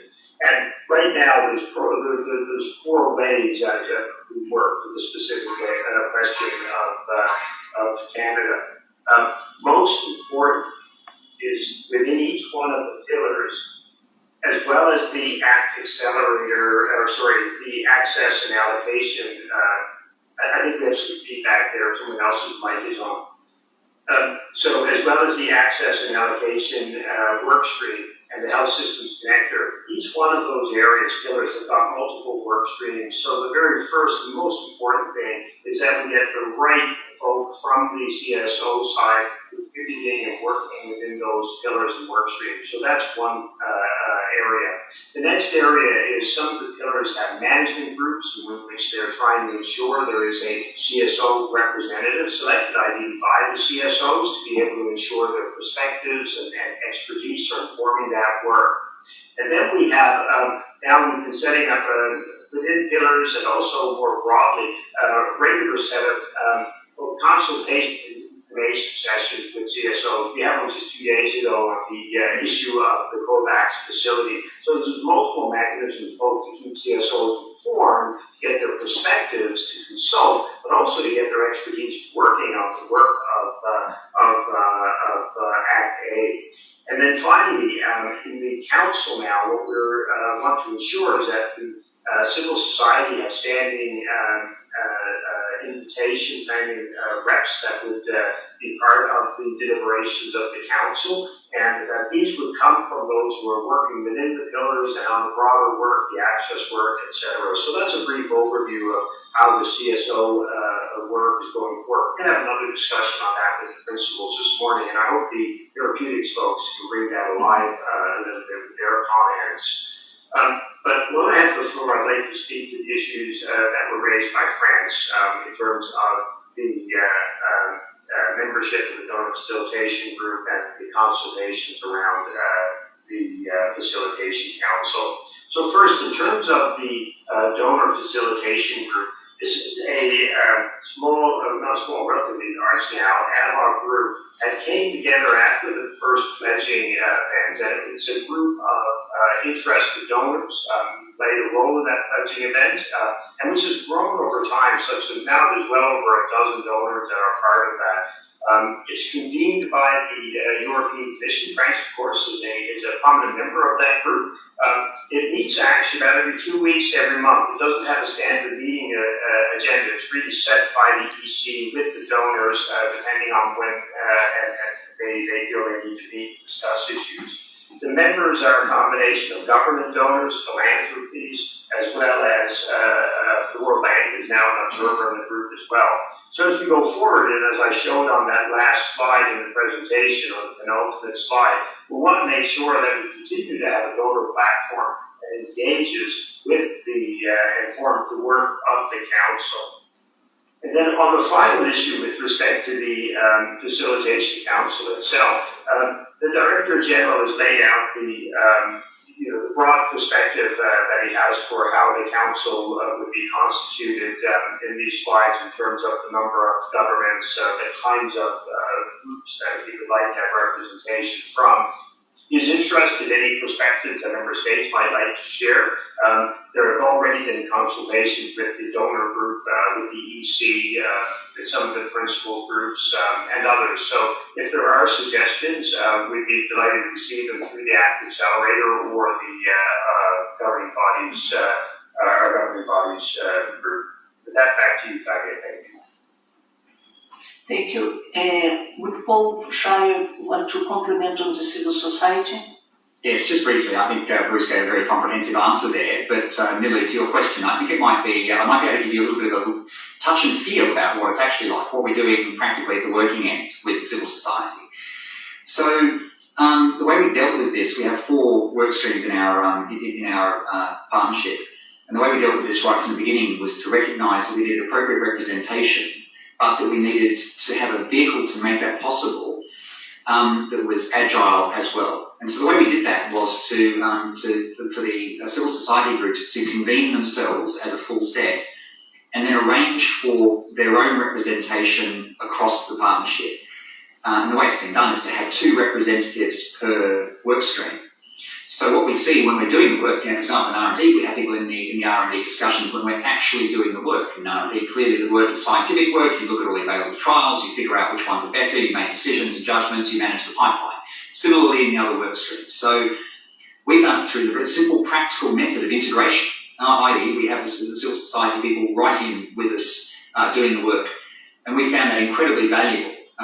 For the actual execution of the work. It's obviously important for broader reasons of transparency as well, fully recognise that, but it's also been practically very useful for us and very pleasing to see the collaborative approach that we've been able to exact in that work.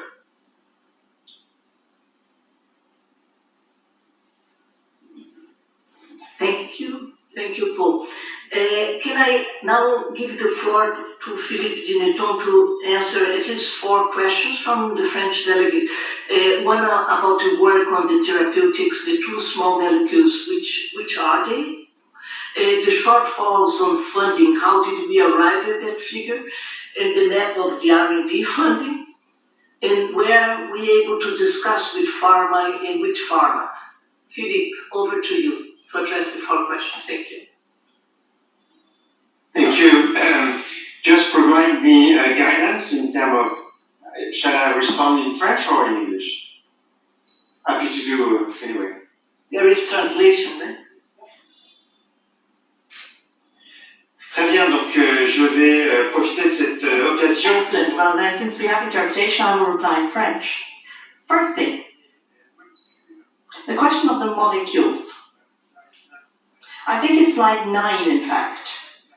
If you look at slide 9, the pipeline, there you see the detail of what we know about these molecules. What I wanted to point out and to draw to your attention, however, is that this is information in the public domain, to the extent that it highlights the type of molecule involved, the name and the manufacturer, but it does not preempt judgment as to the outcome of clinical trials.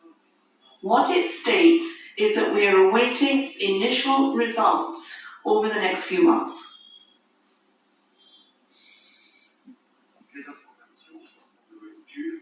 Information about all of these molecules then should be available by the end of the year.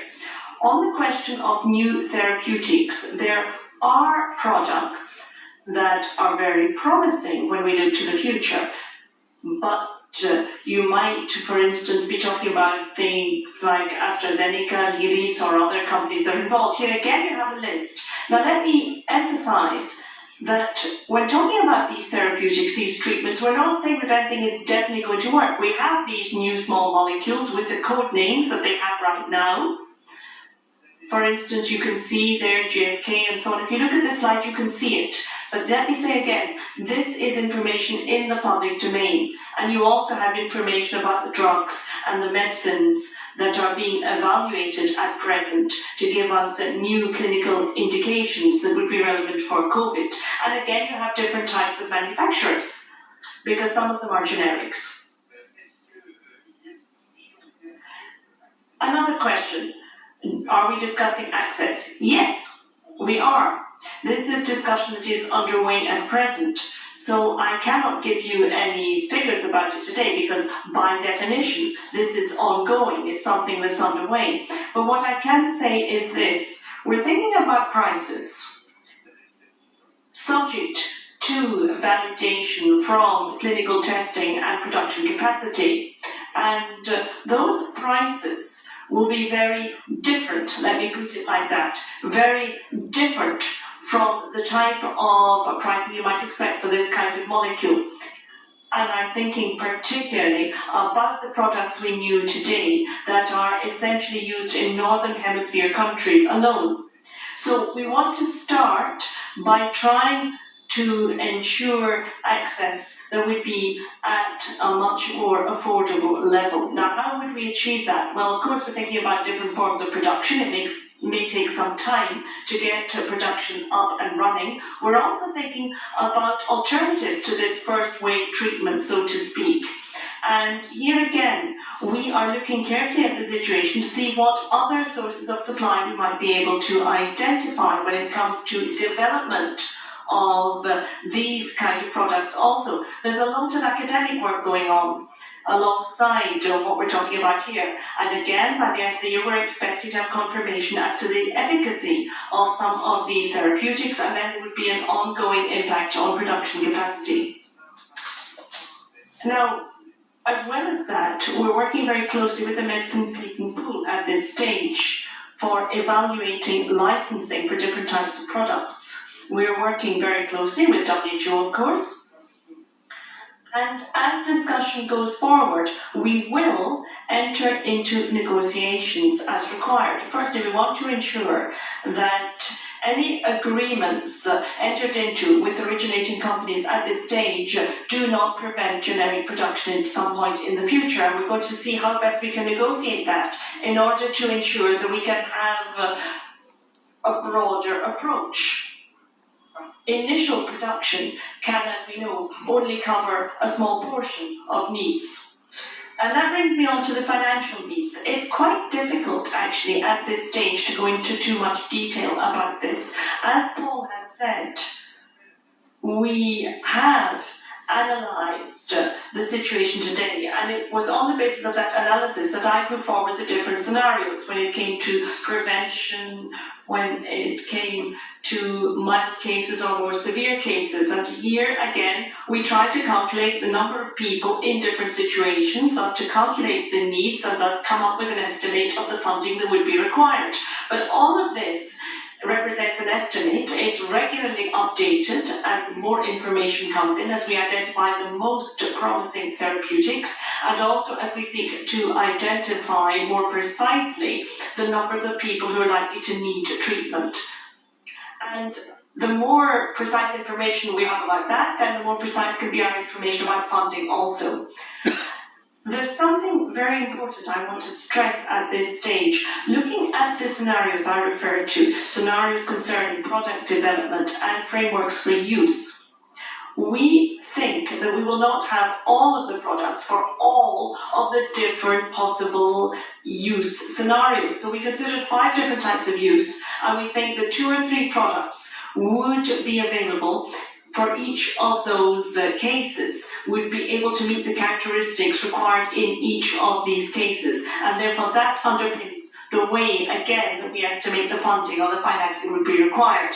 So today, looking at the first tranche, and here I talked about 400 million initially, that would correspond to initial investment in production capacity for the antichlorines and the new molecules. And here, the order of magnitude is 200 million, 100 million further for the small molecules, and for the existing products that might be further redirected if we have appropriate validation of the clinical indication for that by the end of the year. So that then would be the initial investment in production capacity. It will take a few months, of course, for that to be rolled out at country level, but that's what we are anticipating in addition to what's already going on for R&D today. All of this then would allow us to supplement the evaluation of the pipeline that we already have. Thank you. Merci beaucoup, Dr. Denison from UnitAid. We'll now give the floor to Dr. Maria Van Kerkhoff to kindly respond to the question from Mexico before we take the next set of questions. Thank you, Vardhan. Thank you very much. So two points I wanted to address. One was on the remdesivir. Just very briefly, we don't have news on the remdesivir as we're still reviewing the data from the Solidarity trial and the totality of the evidence from the other trials. I don't know if Maria Angela wants to add to that, but just to mention on the monoclonal antibodies, because I know that was a question as well. We're also looking at, there are more than 25 COVID-19 specific monoclonals or cocktails that are under development. At least 2 of them have entered some clinical trial phase, and we're awaiting the results of those. So they've been suggested as a possible prophylactic or therapeutic tool against some viral infections, and particularly for COVID-19. And we're looking at the potential use of them as a safe and effective therapy for patients with COVID, especially if they can be given early. They could potentially reduce mortality, but again, we're really awaiting the results of some of these studies. So again, there's a lot that's in development, and we will update you more as more information from trials become available. Thank you very much, Dr. Van Kerkhoff. We'll now move to the next set of questions. I can see hands up from Ukraine, from the Russian Federation, Germany, and the United States. So we'll take the first 3 questions. So if we may now give the floor to Ukraine. Thank you. Taras, you have the floor. Over. Thank you very much. Do you hear me? Yes, please proceed. Thank you very much. Thank you once more for the all speakers and for all presentations. It was very useful. Just small 2 questions. First of all, I would like to just Bruce concerning the Consultation Council. I didn't clearly understand how will the membership will be decided. Who will decide the membership in this group? I mean, it will be WHO or member states or other entities. And the other question is concerning the therapeutics pillar. I just wanted concerning the finances that you mentioned. Is it already included in that financial cap that was mentioned by Bruce, or is it something separate? I hope that I was clear. Thank you. Thank you very much. That was clear. We'll now give the floor to the Russian Federation. Eduard, you have the floor. Over.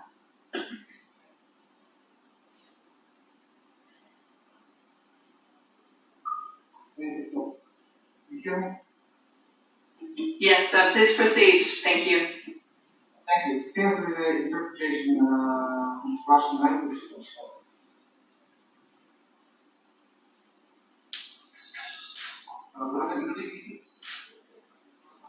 Thank you. I'd like to say thank you very much indeed for the information given by the ministers on their national strategies to combat COVID.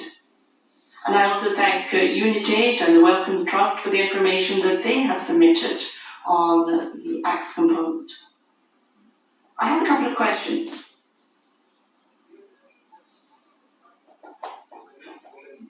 Firstly, about the Facilitation Council.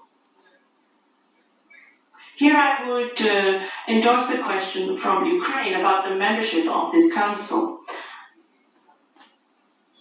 And I would like to say, for member states, how exactly does this work? You talked about the different criteria and you talked about donors. However, it seems to me that it might be possible for different countries to be involved in this, and how could that happen? And I'd like to know how exactly the selection is made of the people who are going to be on this facility. Is it simply going to be set in stone, the people are on it right now forever, or is it possible for other people to join? And in fact, the same question about the manufacturers of medicines. If new drugs, if new therapeutics are produced, can they also now be included? How can they be included in the ongoing work in the future? Another question about the drugs, about the therapeutics. One of the slides showed us a drug, and it talked also about a timetable for taking decisions about the way in which different therapeutics were to be used. And on that slide, it also talked about a certain time interval going up into 2021. I therefore wonder, is it worth waiting for the full validation of the efficacy of medicines by the end of this year, if indeed is, or is it possible rather to try things now and to run trials now, and if they can be validated now, can they then be included? Thank you. Thank you very much, Russia. We shall now hand the floor to Germany, and if we could very kindly ask for questions to be as succinct as possible. We're very mindful of everyone's precious time. Thank you. Simon, you have the floor.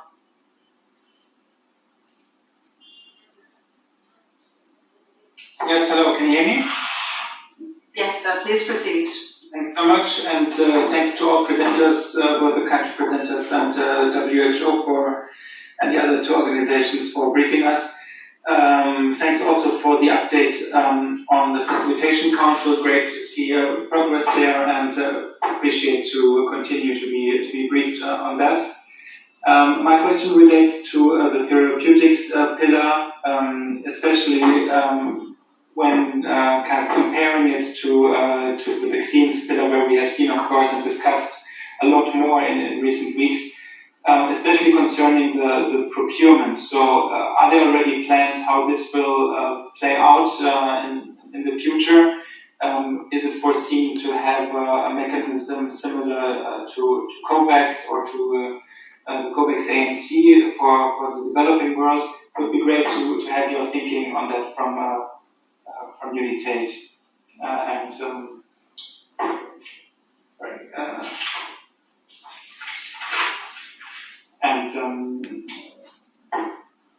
the other organization. Thanks a lot.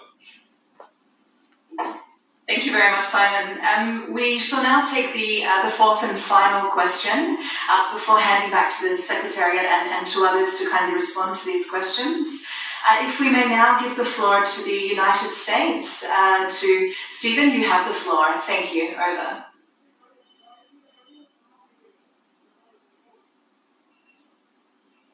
Thank you, and thank everyone for the presentations. I have two questions, although Simon asked one of them. The first is regarding the research and development plan. If the funds are raised, is it anticipated that the pillar funds would be used to support additional arms of the Solidarity Therapeutics trial, or would it be for other research initiatives? And then just the second question, which is related on procurement. Simon did ask the question, which is whether the intent is to create a pooled procurement like COVAX. But is it also the intent that the Global Fund would then be the lead on that procurement process? Thank you.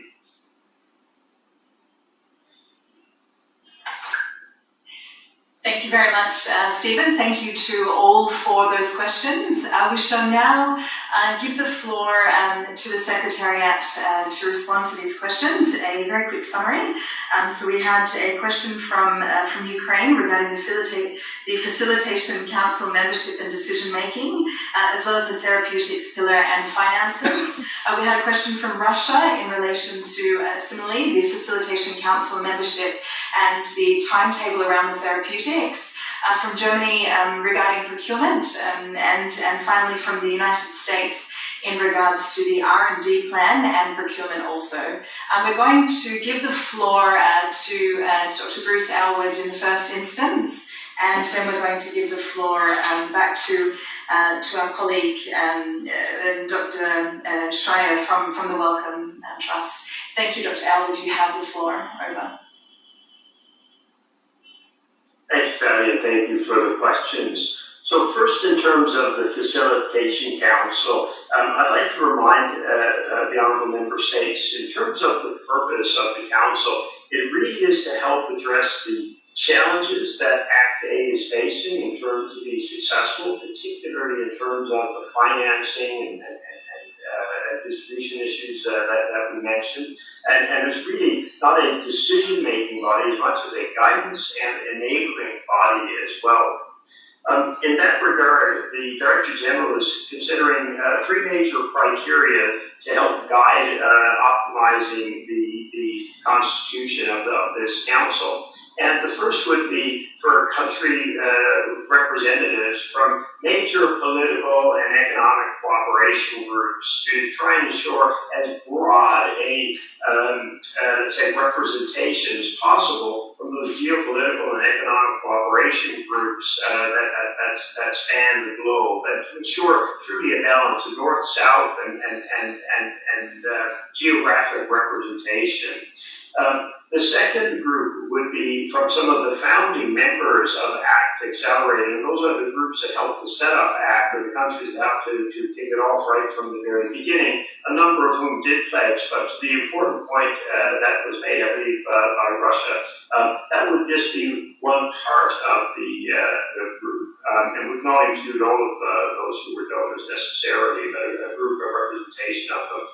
And the third would be recognizing the importance, ultimately, of being able to work as efficiently as possible with the major producing countries in terms of the tools, the vaccines, diagnostics, etc., ensuring that those countries are also there so that they can facilitate as well the work availability of those new products.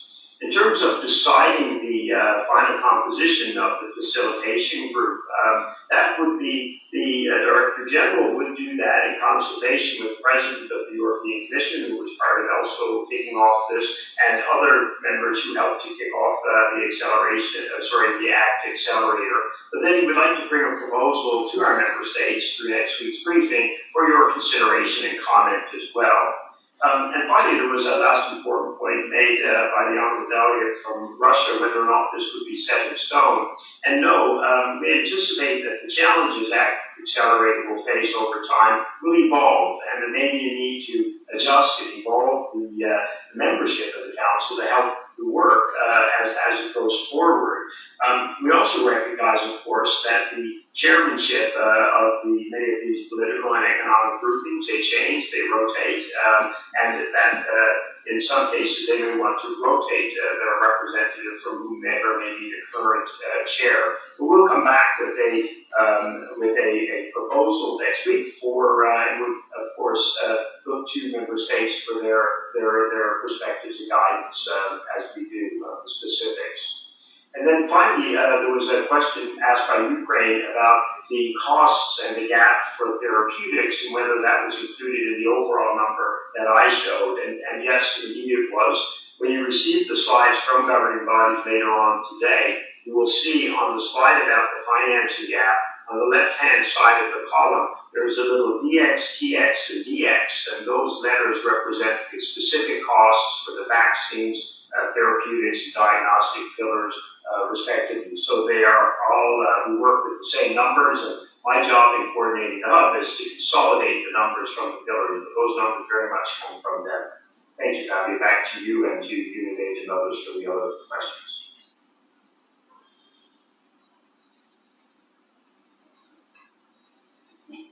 Thank you very much, Dr. Elland. I believe Dr. Schreier from Welcome would be responding to the question specifically from Russia.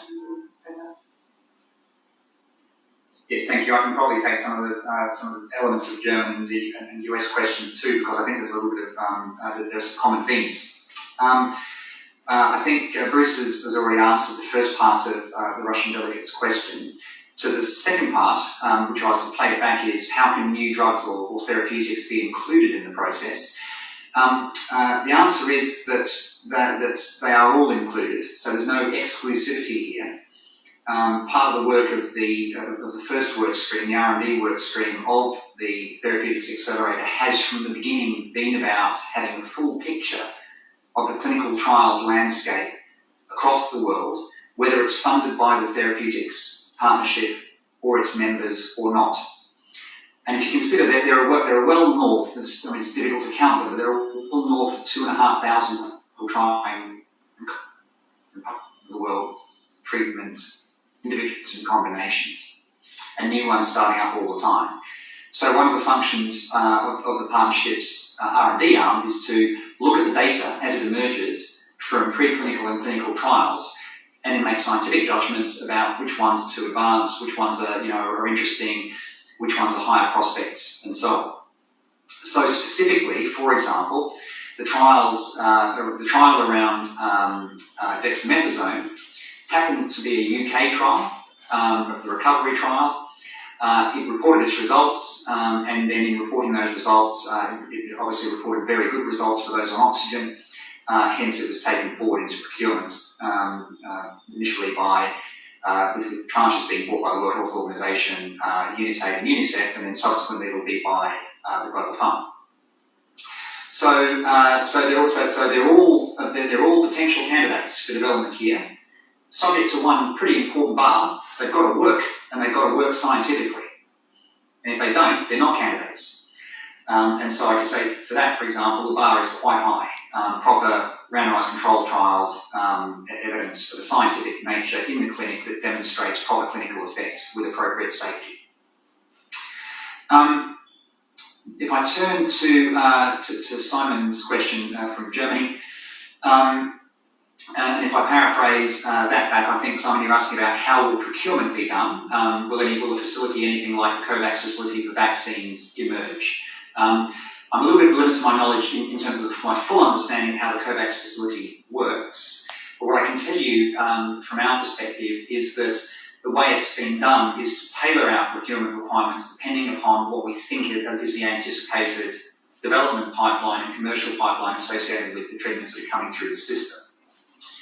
So we had to do one of these already, as I just mentioned, that was dexamethasone. The method there, and Philippe explained this a moment ago, was to, in effect, pump prime the supply chain rapidly in order to make sure that we procure enough to get us going in the initial stages. That's where WHO played a big role, and thank you for colleagues there. Also UNITAID and UNICEF, thank you there as well. And then, in common with the normal pipeline of regulatory approval and rollout approval, the next step is WHO recommendation for use. We're almost done with that now, that proper scientific consideration that is done very well by the WHO and will need to be done for other treatments as well, is almost done. In this case, the Global Fund is the procuring body that will do it on a demand-driven basis for all other countries around the world. And it's ready to go, ready to procure. The key thing is that once that regulatory approval comes through, which the Global Fund requires and for its own processes in order to start procurement, it can then begin that process and roll out the remaining requirements.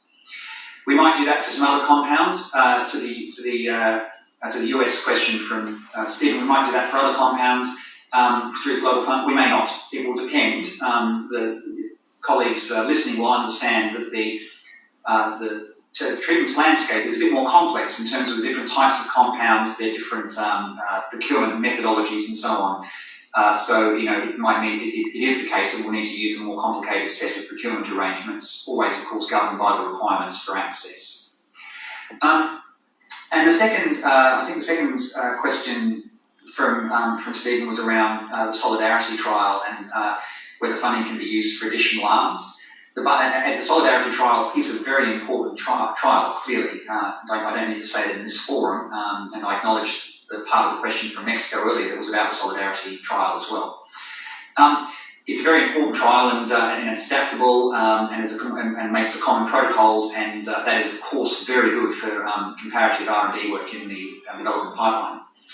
So the answer to that question is, in principle, yes. But it's not the only place to place funds. There are trials of different kinds being run by different high-quality trial arms in different parts of the world, like the one I just mentioned, the recovery trial in the UK, but many others all over the world that are being funded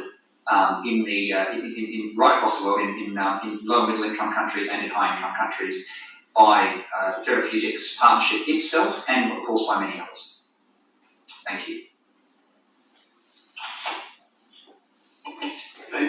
Thank you very much. I think we've exhausted our set of questions and very helpful, insightful feedback from our presenters, Bruce and Paul, Philippe, and of course Dr. Simão. Thank you very much for that.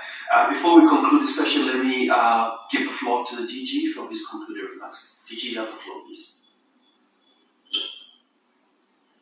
Yeah, thank you so much. I'm really fortunate.